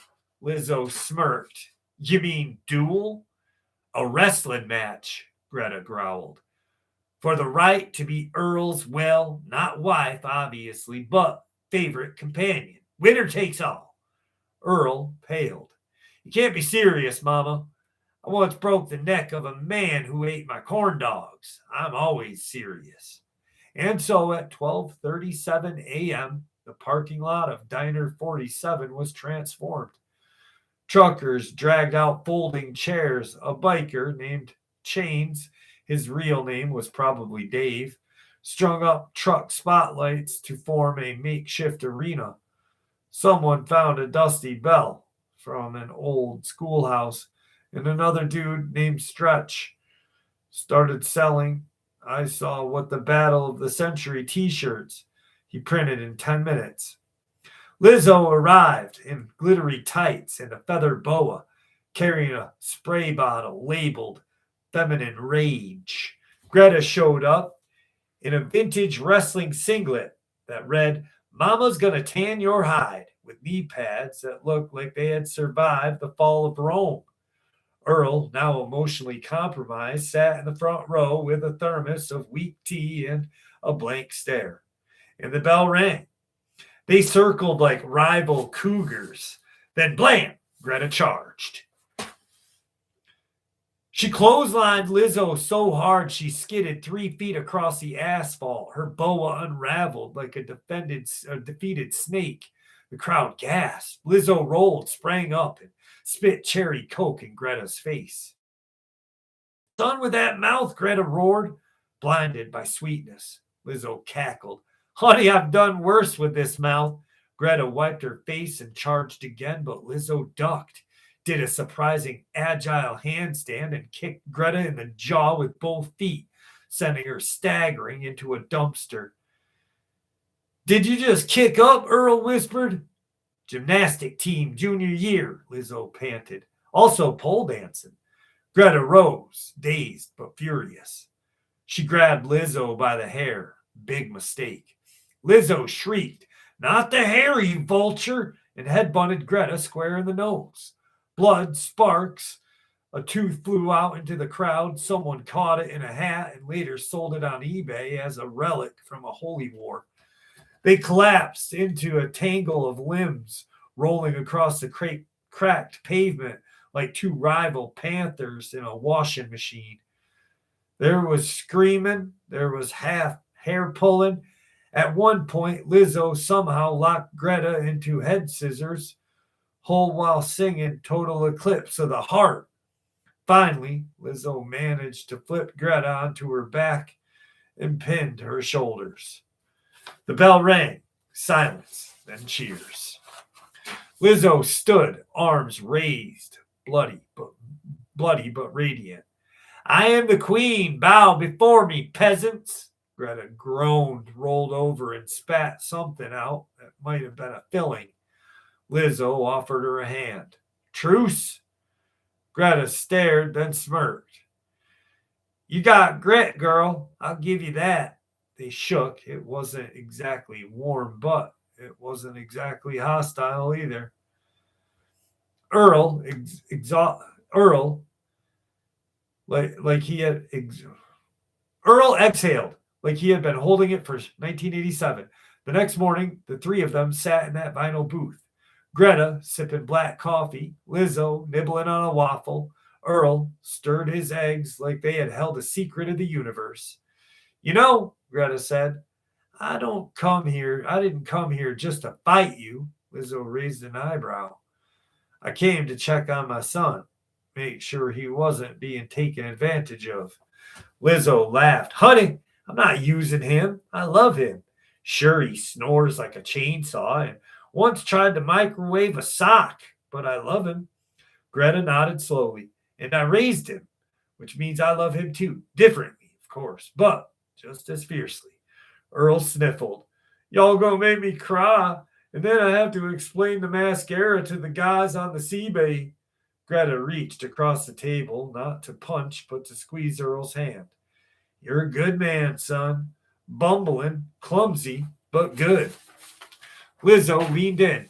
And you, Mama Bear, are terrifying. I respect that. They smiled. It was awkward. It was real. And then Greta said, So, you two ever tried triple teaming a semi? Earl choked on his coffee. Lizzo blinked. Wait, is that a wrestling move or figure it out, darling? By sunset, the legend of the great parking lot wrestle-off had spread across 3 states. Truckers told the tale of the rest stop and gas stations, embellished it with an easy retelling. Some said Lizzo had summoned the thunderstorm. Others swore Greta had a robotic arm. But at Diner 47, things stayed the same. Lizzo still ruled the night. Greta visited once a month, always in that AMX, always with a fresh supply of homemade peach cobbler and a small can of mace, just in case. And Earl, He still didn't understand women, but he loved them both. And in the world of diesel fumes and loneliness, that's enough. There you go.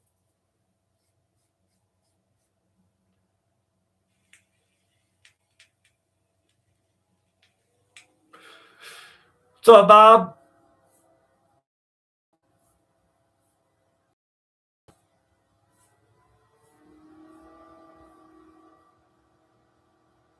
Yeah, most of those videos, John, are AI, buddy.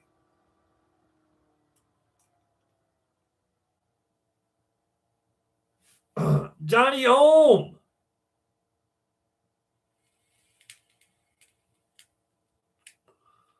Simone, if you do, you can always stay here. Just don't bring your Vegemite.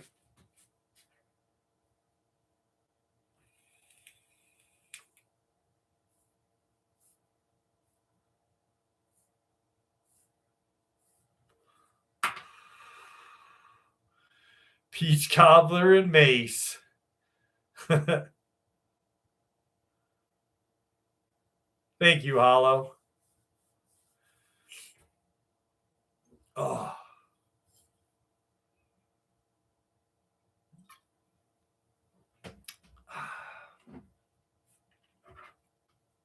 Is that the wind? Damn.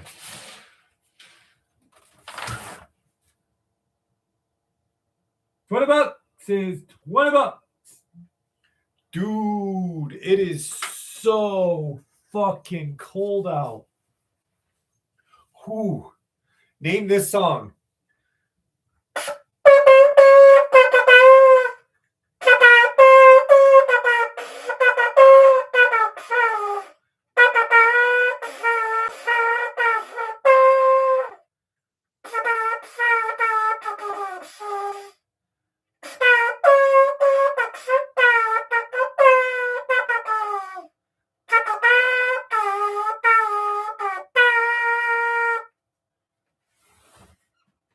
Oh, God dang, it's cold. Shit.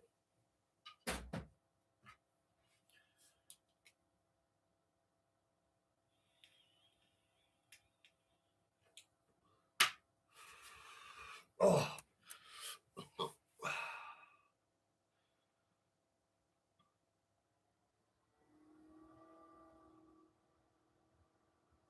Nope. Nope, Stephanie. Definitely not. Raining Blood by Slayer. Oh shit. No. No, it was my rendition of Landslide. I could do Eye of the Tiger good, Rockin' Sully. You know that. We'll play Eye of the Tiger. No window.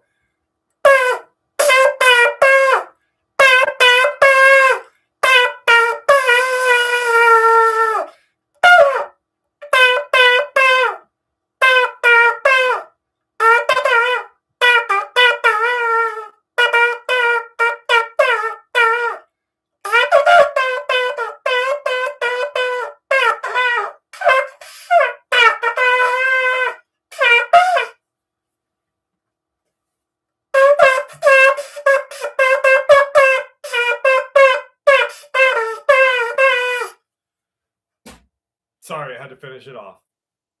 That's the only song I can play on the shofar. What's up, Sully? It's good to see you tonight, buddy. I know it's always your answer. Oh, shit.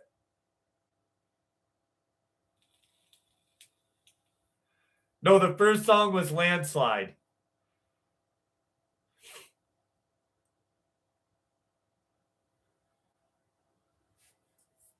No way, my song's better than theirs. My cover is better than theirs. Steph the Contractor. Good night, my brother.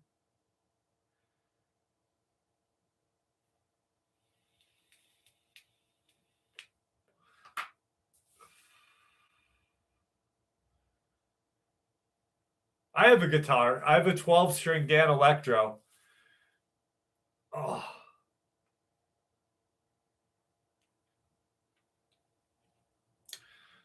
No, to be honest, the cops car is not there tonight. This is like the first night they haven't been in 2 years. Somewhere over the rainbow. I will try to play that before the night ends, Truth Quest.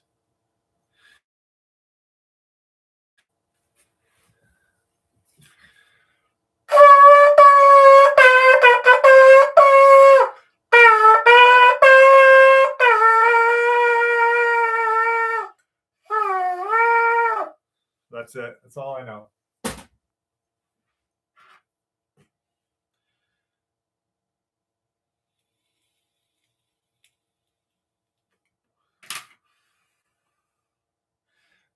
Tigger's probably having a fucking stroke in the living room right now. He's like, what the fuck is that noise?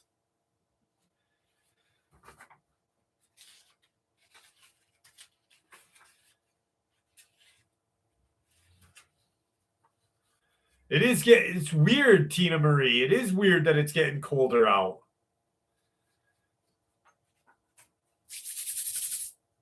Brr.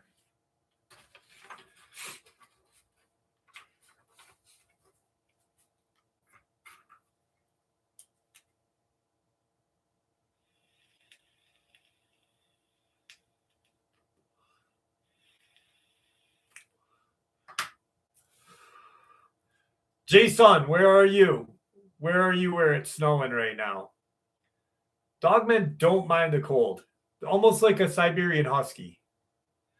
Snow is picked up here in the Okie. Oh, damn.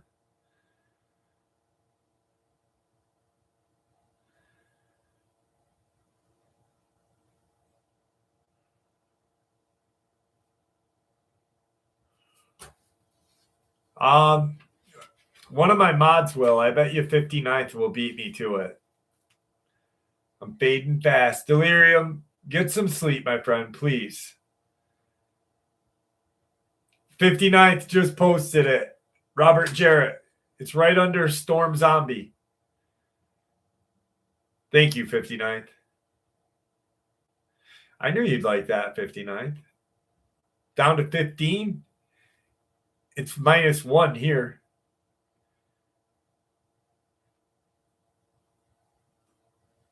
I can't. It's NADO. You should watch me type my Lizzo stories out.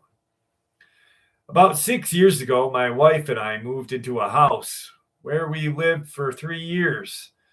When we first went to meet with the landlord to see the house, the landlord's son was present. While I was talking to the landlord on point, the kid asks his dad, "Are you going to tell him about the ghosts?" The landlord reacted like you would if your kid just said something goofy and pointless. I laughed and the conversation moved on. At the time, my wife and I both had 50-50 custody arrangements of our exes. With our exes, excuse me. I'm like, wait, you have custody of your ex? A few weeks after we moved in, I was walking through the downstairs part of the house and saw a kid walking by upstairs. It took a second for me to realize that we didn't have our children that week. I went upstairs and looked around, but nothing. I dismissed it. But over the next few weeks, I continued to catch glimpses of him during the weeks when we did or did not have kids with us. I don't have any peculiar beliefs about the supernatural or ghosts, but I know what I saw, even if I can't explain it. It was a kid, maybe a year or two younger than ours, but with brown hair, brown skin, just like our children. Finally, I asked my wife if she had seen anything unusual since we moved in. She immediately responded, "Did you see the kid?" I said, "Yeah."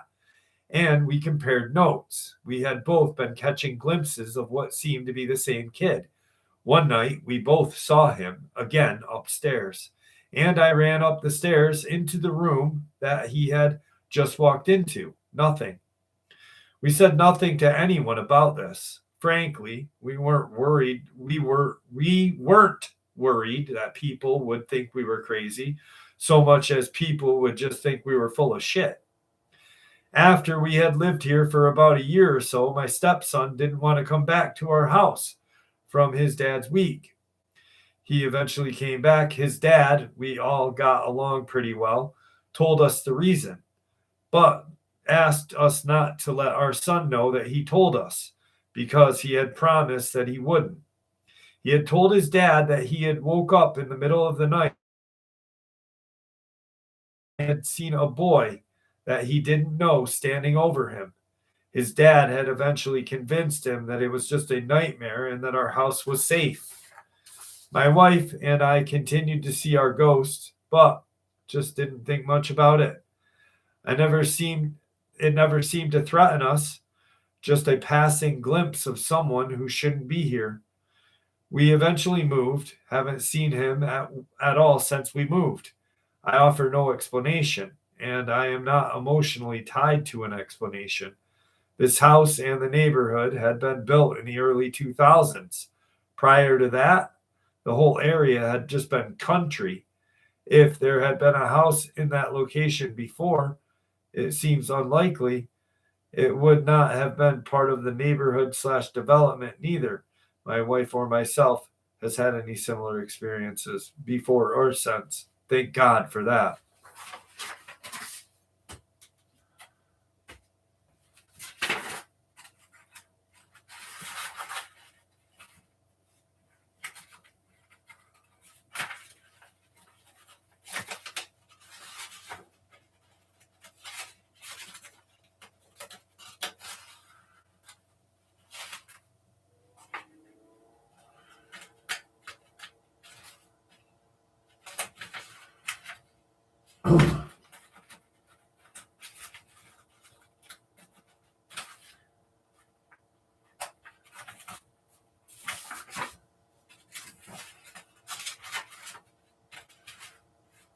Where is that?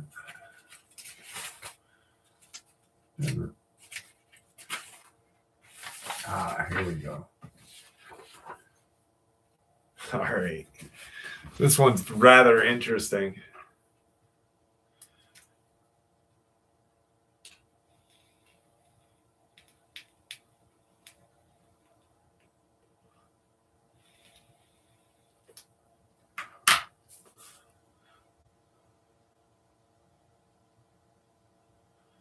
A Vegemite sandwich. I definitely could never eat a Vegemite sandwich. Simone introduced me to Vegemite, and it is probably. I'm surprised. I am surprised they even sent that through the mail. Like,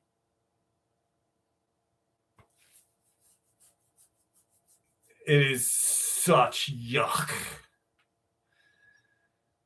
But if you grew up on it, I bet it's good.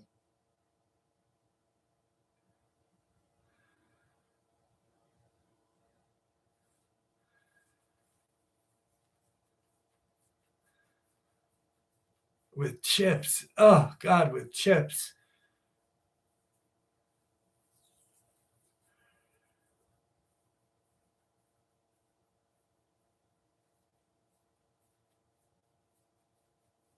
%. I know there's Marmite. Does Vegemite smell bad? No, it smells like. It doesn't smell bad. It smells like fucking moldy asshole. Yeah, they won't send coins. The Australian government will not send coins with Bigfoot on it, but they will sell. They will send Vegemite, one of the most toxic smelling fucking substances known to man. I licked it. I licked it, Storm. I went. It was not that good.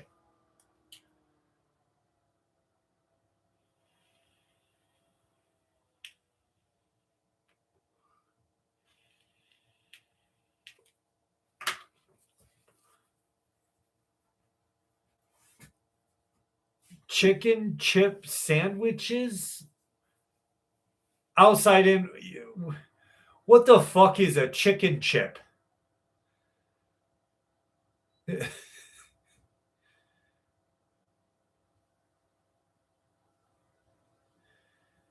Chicken chip? What is chicken chip? What is it made of? It's made of yeast. It's like yeast or something. Buffalo chip sandwiches.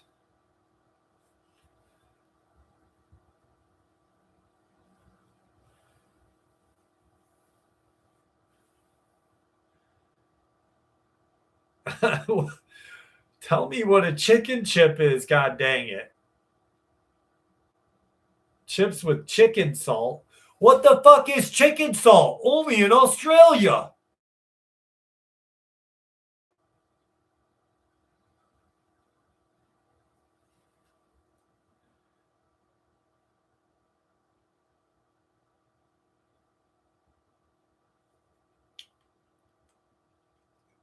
It's an acquired taste. I don't have time to acquire a taste for Vegemite. I love Simone and I love that she sent it to me. It is like my prized possession of putrefaction. I love it. But god dang it. Salt with a bit of chicken stock seasoning.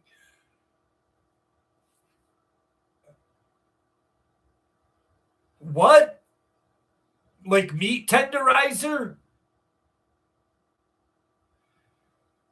Is it like ketchup potato chips?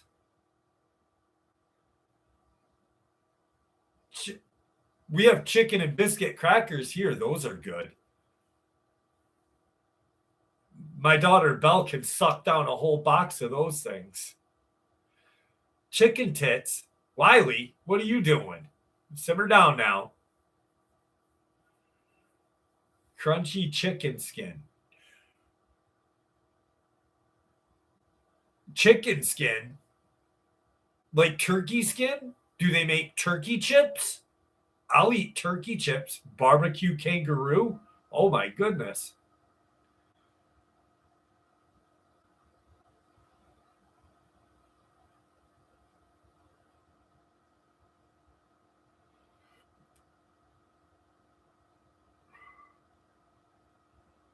I don't eat no chicken fried steak either.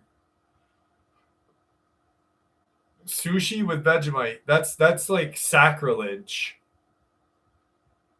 Kangaroo tastes like venison.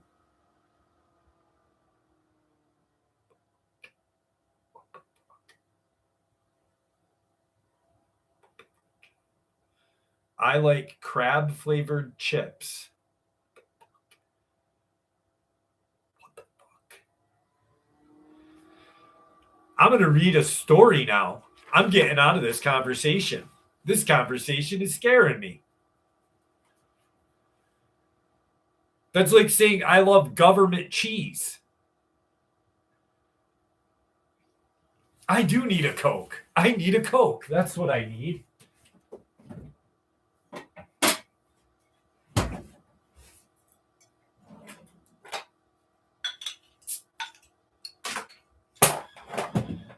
Gotta wash my fucking mouth off.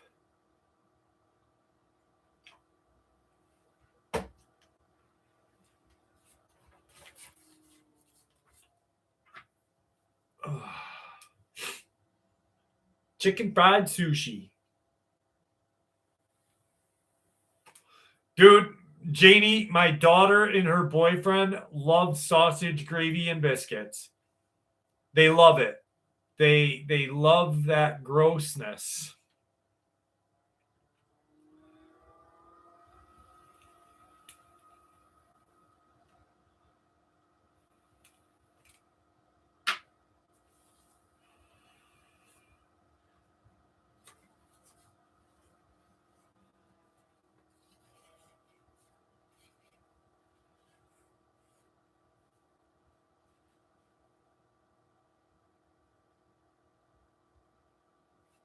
Ugh. I cannot eat biscuits and gravy. I can eat gravy. I like gravy. Give me some gravy on some mashed taters.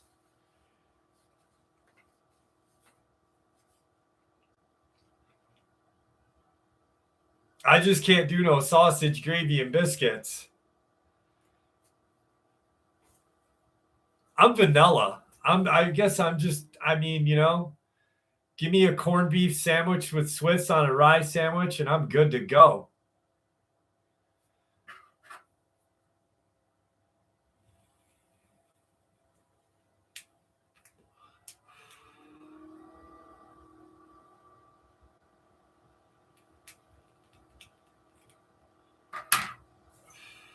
My favorite thing to eat are adult Lunchables.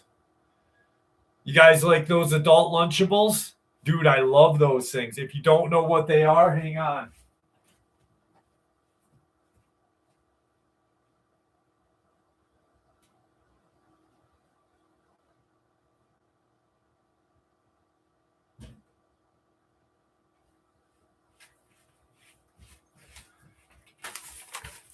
Adult Lunchables. They are the greatest thing on earth. I love these things. Fucking adult Lunchables.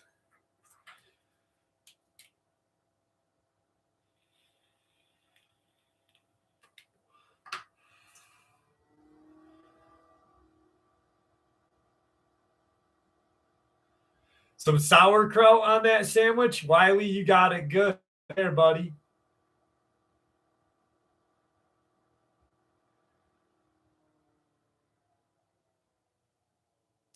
Can make gravy with Vegemite. Oh my fucking God. That is not gravy then. That is not gravy, Nana. That is poison. Gravy and Vegemite. Poison.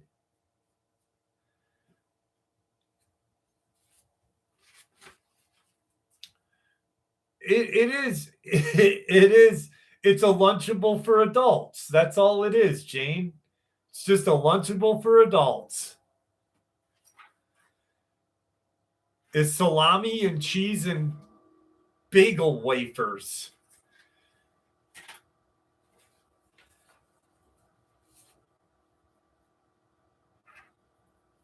Sauerkraut is great. I love sauerkraut.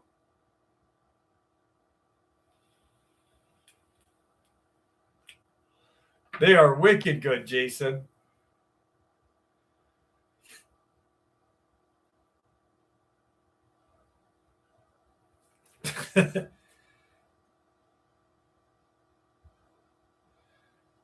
That's what I call them. They're not called adult Lunchables. They're called Hillshire snacking.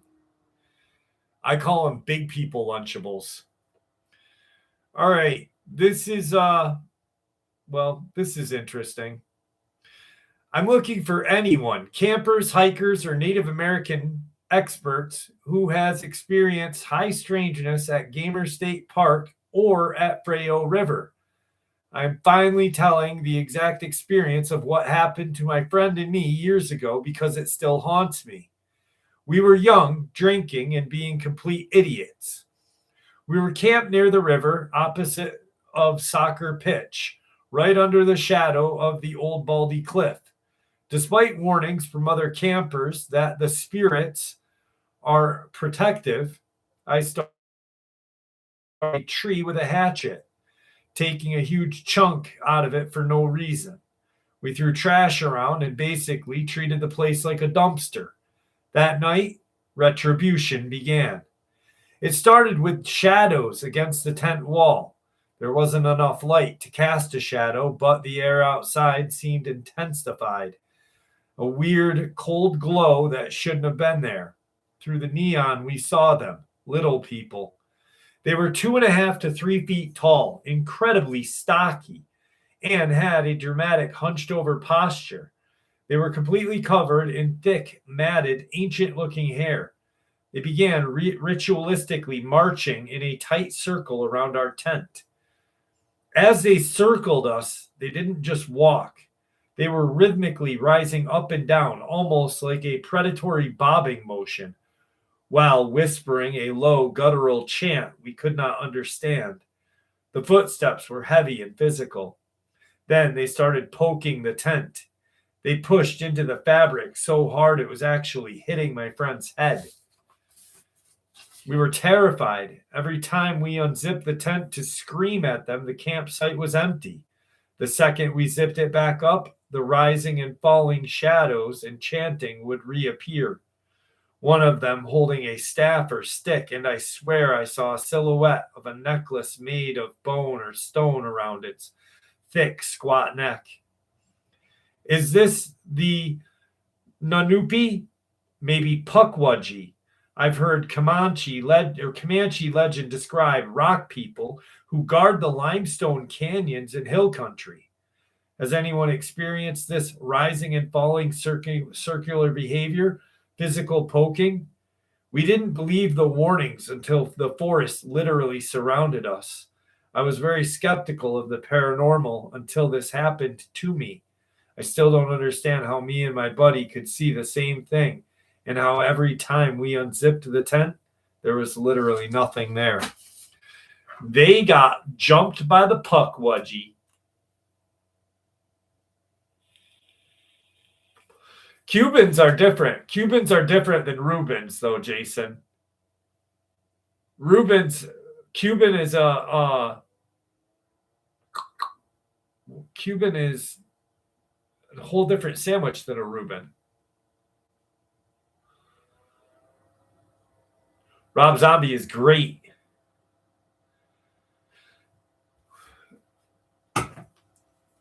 The Cuban, I forget what's on the Cuban.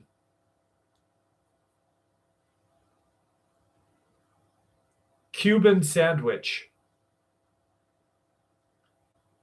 Pressed, it's roasted pork, glazed ham, Swiss cheese, and pickles, and mustard on Cuban bread.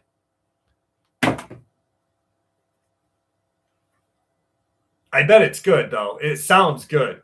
Minus the pickles, because I don't do pickles. Pickles are gross.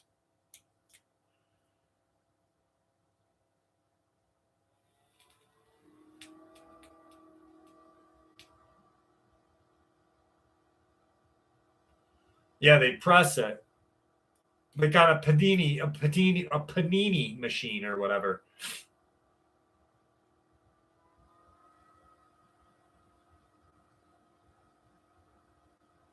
Reubens are great. Reuben sandwiches are incredible. I gotta try a Cuban though. Just minus the pickles.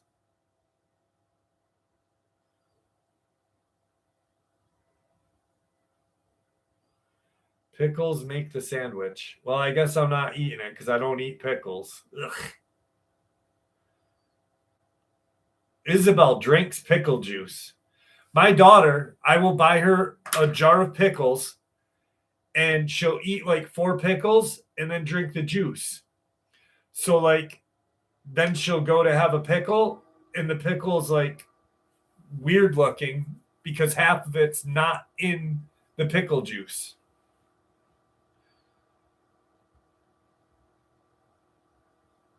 I usually use seeded rye, Wiley.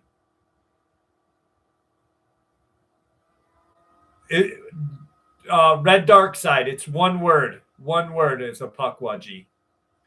And they're a 3-foot tall Native American, usually in like the Delaware, Rhode Island, Massachusetts swamps.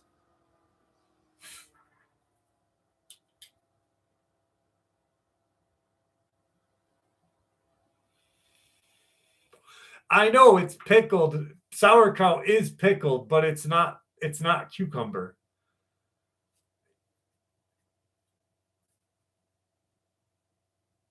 Oh, pepperoncinis. Ugh, what the fuck? People eat those things? Ugh.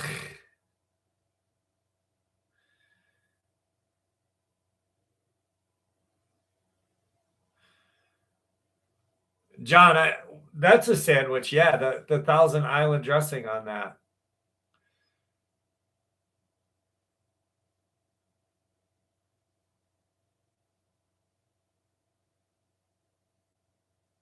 I'll eat pickled eggs. Pickled eggs are dank. I fucking love pickled eggs.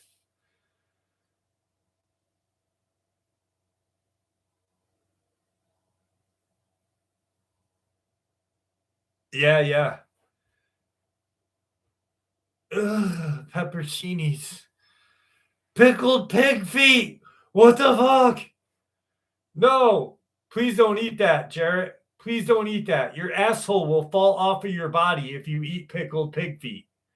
You'll literally look like a fucking 90-year-old person with a big dangling asshole.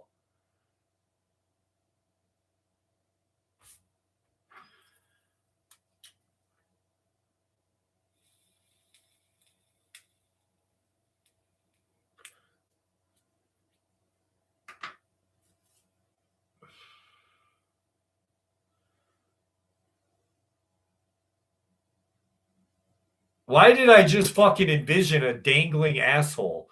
That is so fucking weird. I'm literally staring at the comments going, I wonder what a dangling asshole would look like. Ew. That's so fucking weird.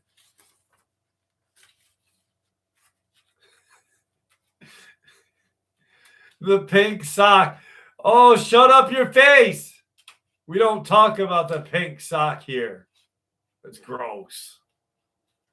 That's Diddy. Diddy used to bite on him. He'd nibble on it. He'd be like, give a little nibble, a little lick. A peppercini is like a peppered pickle. It's like a pepper that's pickled. This is Diddy with a booter hole. And then he's got to wipe the fucking baby lotion off his mouth. Ooh, that's a good band name. Pickled Pink Socks. Hell yeah, baby. Is it snowing out yet? No snow. Maybe we won't get hit with the snow. Maybe we won't.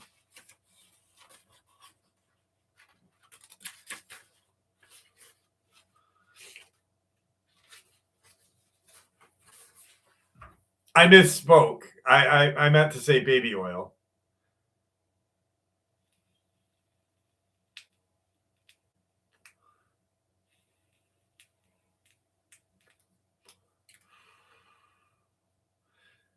Titty doo doo. Ew.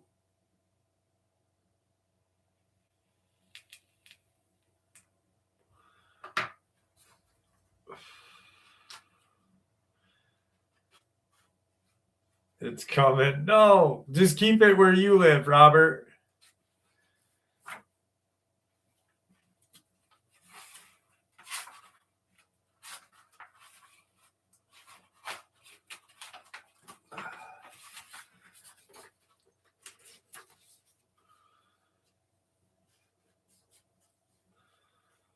Put the lotion in the basket. Put the lotion in the basket.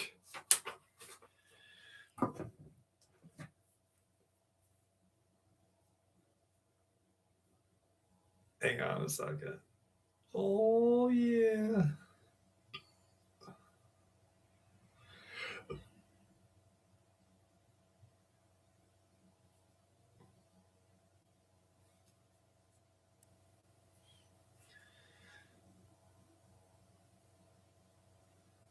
Sully, thank you so much. Thank you, Sully. Are you still here?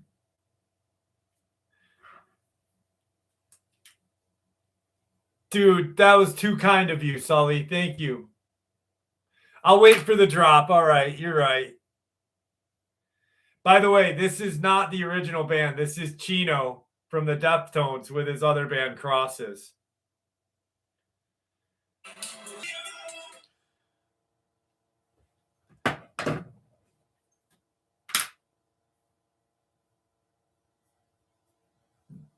They can do some badass covers. I don't care. Deftone, Chino can do some awesome 80 covers.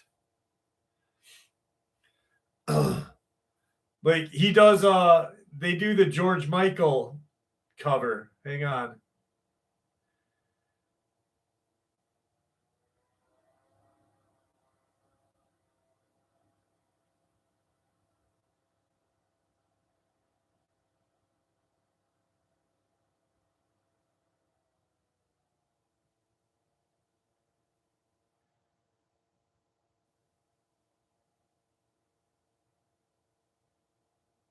is it? Here it is. Oh, a little bit of George Michael.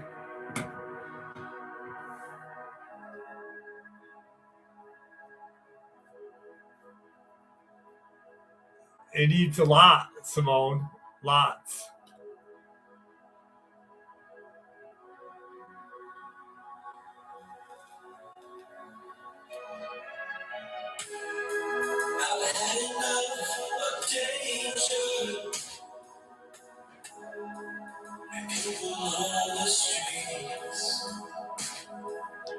That's why Chino is the greatest singer on earth. All right. Good night, Candy Wolf.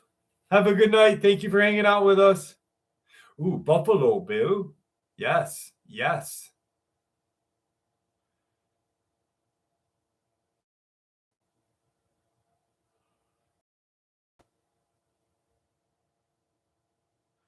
The scout. Oh my God! Shut up your face. That is fucking good.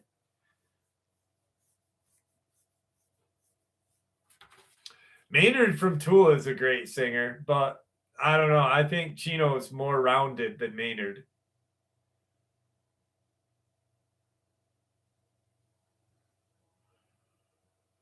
If one person, like if one singer in rock history were to compare to Mike Patton, I would have to say it would be Chino.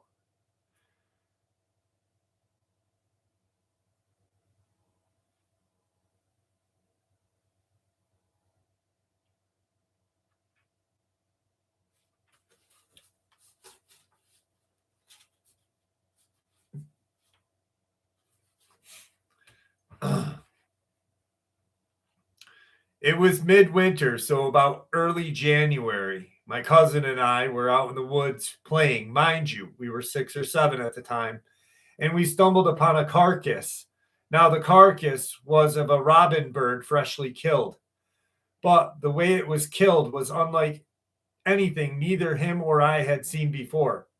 Now, up until this point, I had been hunting with my dad every year since I was about 4, and I had seen dead birds and eaten carcasses before. It was torn in two, one half not too far away from the other, as its entrails had been eaten, but not anything else on it. Now we get back to playing and notice other oddities in this small patch of woods we were in. The hill next to his barn was steep and snow covered, but every so often there were patches of bird feathers almost ritualistically plotted all around to mark something, a territorial boundary, I presume. But anyway, further down the small trail that led up to a road up the hill, we saw it. It was humanoid, thin, brown, hairless, and soulless. It had deep, dark pools for eyes like craters in its face and was built so goddamn wrong. Its arms were ungodly long and slim to the point where you could see its bone. Now, at this point, we are being tough guys. Me and my cousin thought we were going to yell and throw our hands up as we charged it. It was gone in a matter of seconds. It bolted into the tree line, into the road, and was gone on the other side. After this, my cousin and I ran inside and began to cry, questioning what we had just seen. This experience does not end here, though. Fast forward 2016, my cousin is in the living room and he's watching TV. The dog had to go out for a dump or something, so he let it out and watched her. That's when this thing makes itself known. In the tree line, it leers up and looks dead at him. But when it notices the rushing dog coming at it, barking like hell, it hunched over and froze. The dog stopped suddenly right in front of it and began sniffing, clearly confused. Soon enough, the dog walked off, crapped, and was let back inside. This thing glanced at my cousin one more time and walked off. It's now 2020, and my cousin had only one more experience like this since. And that was when he and his girlfriend, they were ready to get down and dirty with it by his car in a bigger patch of the secluded woods by his house when he heard a noise, similar to a bear, but with more of a human tone to it.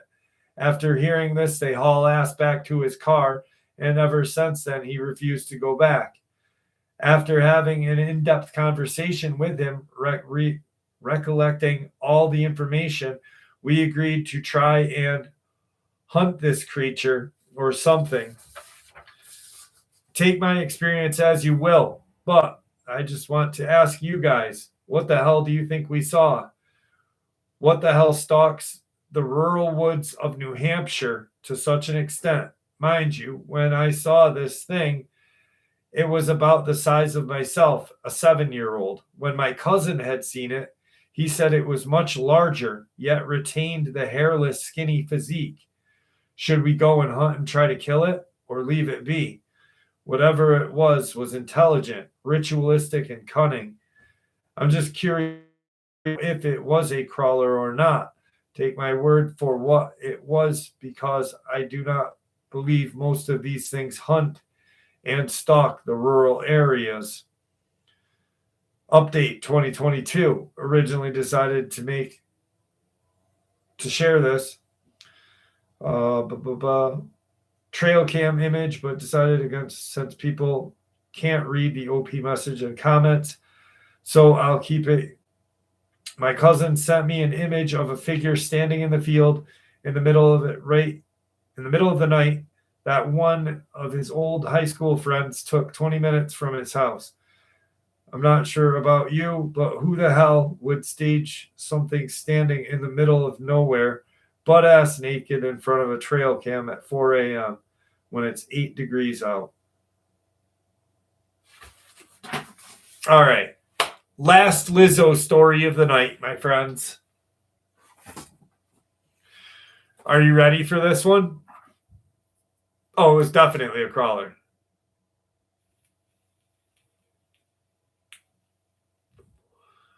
All right, here we go.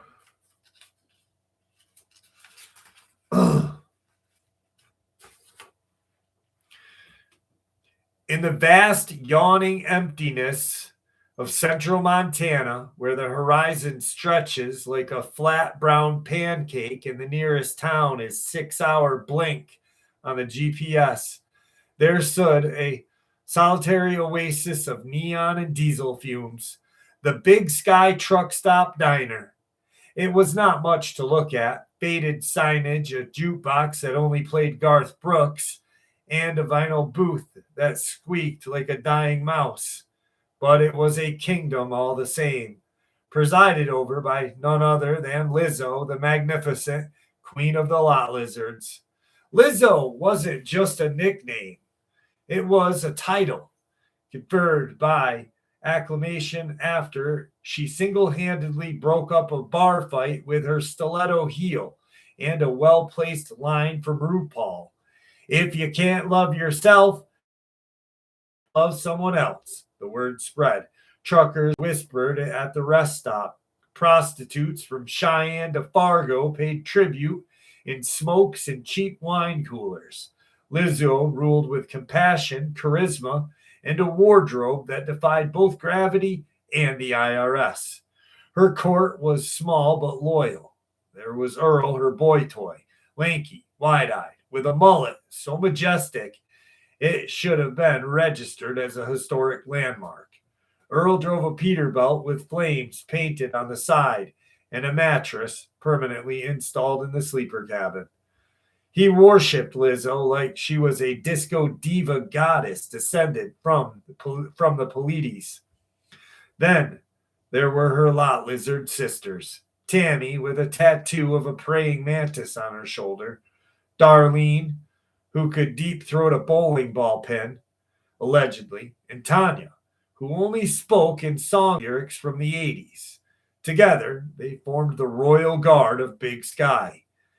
But for the past week, fear had crept into the diner like grease stain on clean linen. Truckers began to vanish. Not the usual drove off to Oregon with a new identity kind of vanishing. No, these were the kind where Earl would wake up to find an empty cab, a half-eaten pie, and a single tiny cowboy boot on the back tire. Prostitutes, too. Tammy disappeared mid-sentence, shouting total eclipse of the heart, before her voice cut out like a radio being unplugged. Then the whispers started.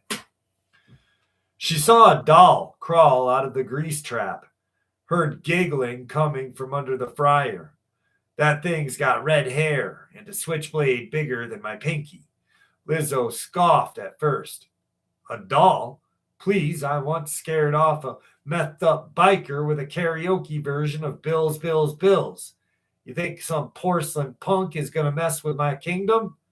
But then Darlene vanished, leaving behind only a heel, a tube of glitter lipstick, and a single blood-smeared playing card, the Jack of Hearts, with the face scratched out and replaced with a crude stitched on red yarn.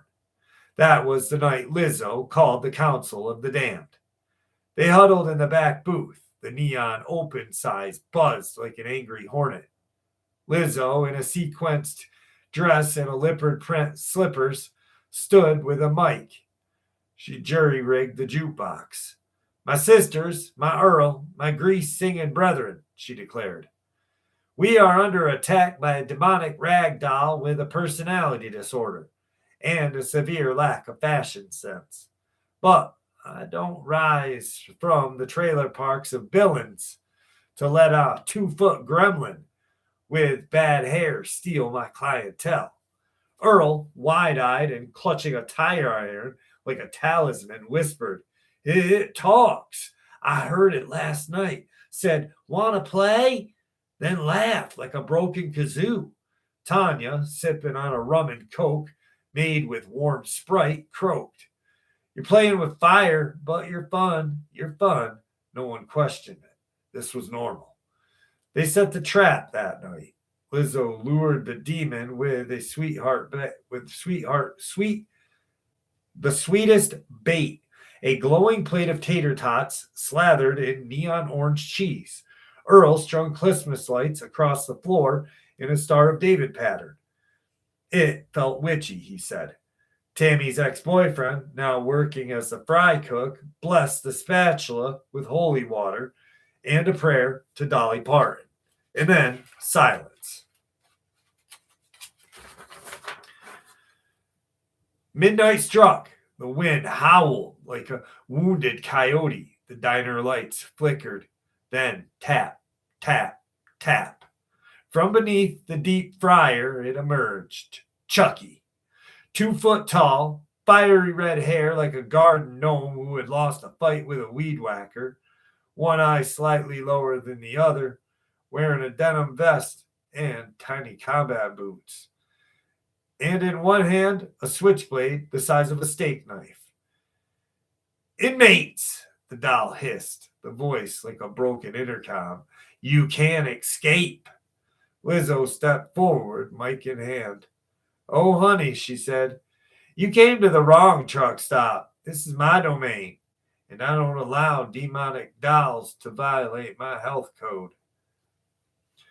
Chucky sneered. You're next, Fetty.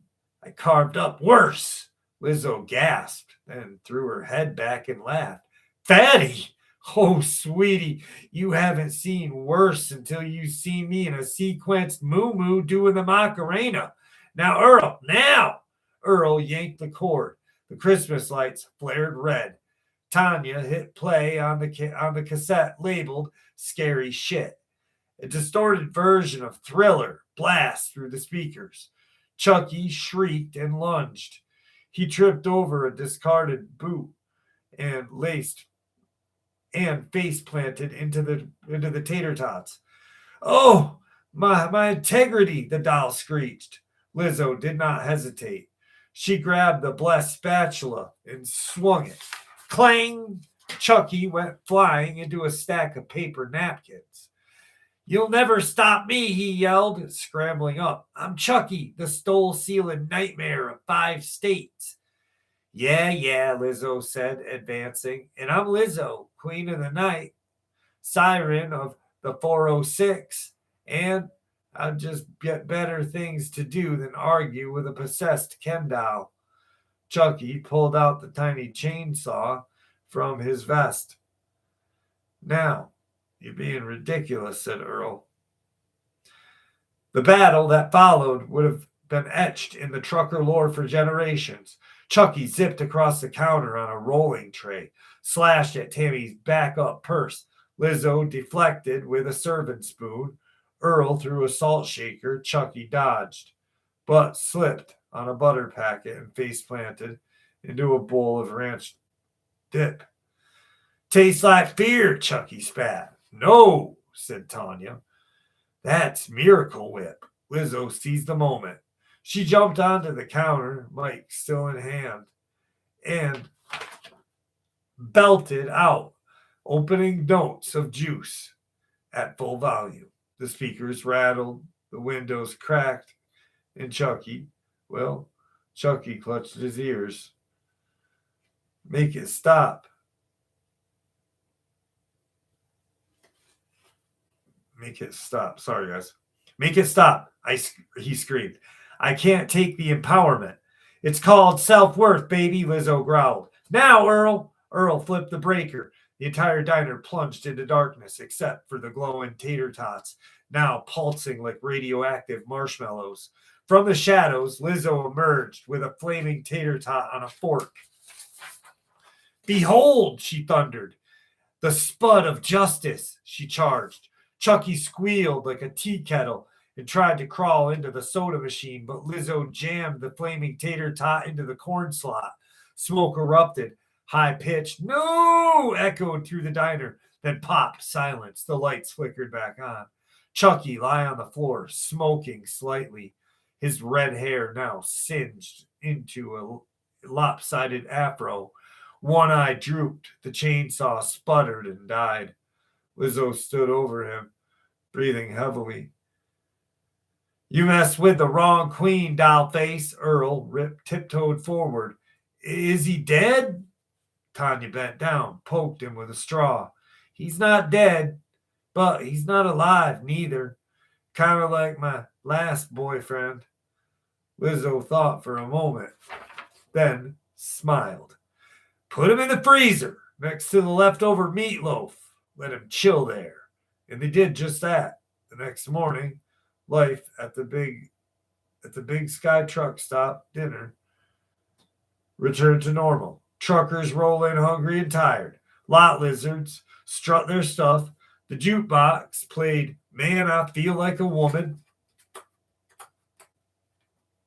Damn it.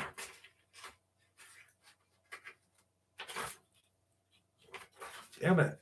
Come on. But now, if you look in the back of the freezer behind the frozen pancakes and the industrial tub of Cool Whip, there's a small shelf. And on it, a tiny, singed, red-haired doll in a denim vest, sealed in Tupperware container, labeled "Do Not Defrost. Seriously, Lizzo." Sometimes on quiet nights, you can hear a faint, muffled yelling, "I'll be back.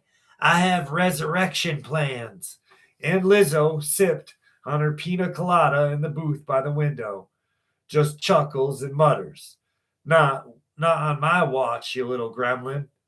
Then she turns up the volume on Truth Hurts. Because in the middle of nowhere, in the heart of Montana, the queen still reigns. And her kingdom, well, it's still open 24/7. But please, just avoid the freezer. Ugh.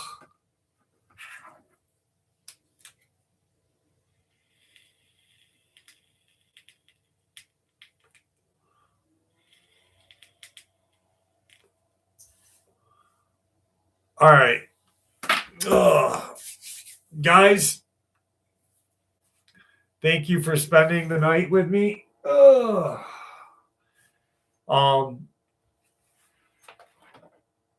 Still no snow in upstate New York. But listen, please, please, please stay safe during this storm. And really, I don't know, just be safe. I hope no one loses power. And stay warm. Stay, I don't know, whatever. But please stay warm, stay safe, and just be you.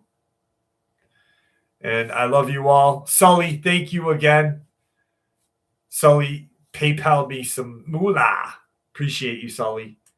Guys, I love you all. Stay safe, stay warm, and I'll see you next Saturday.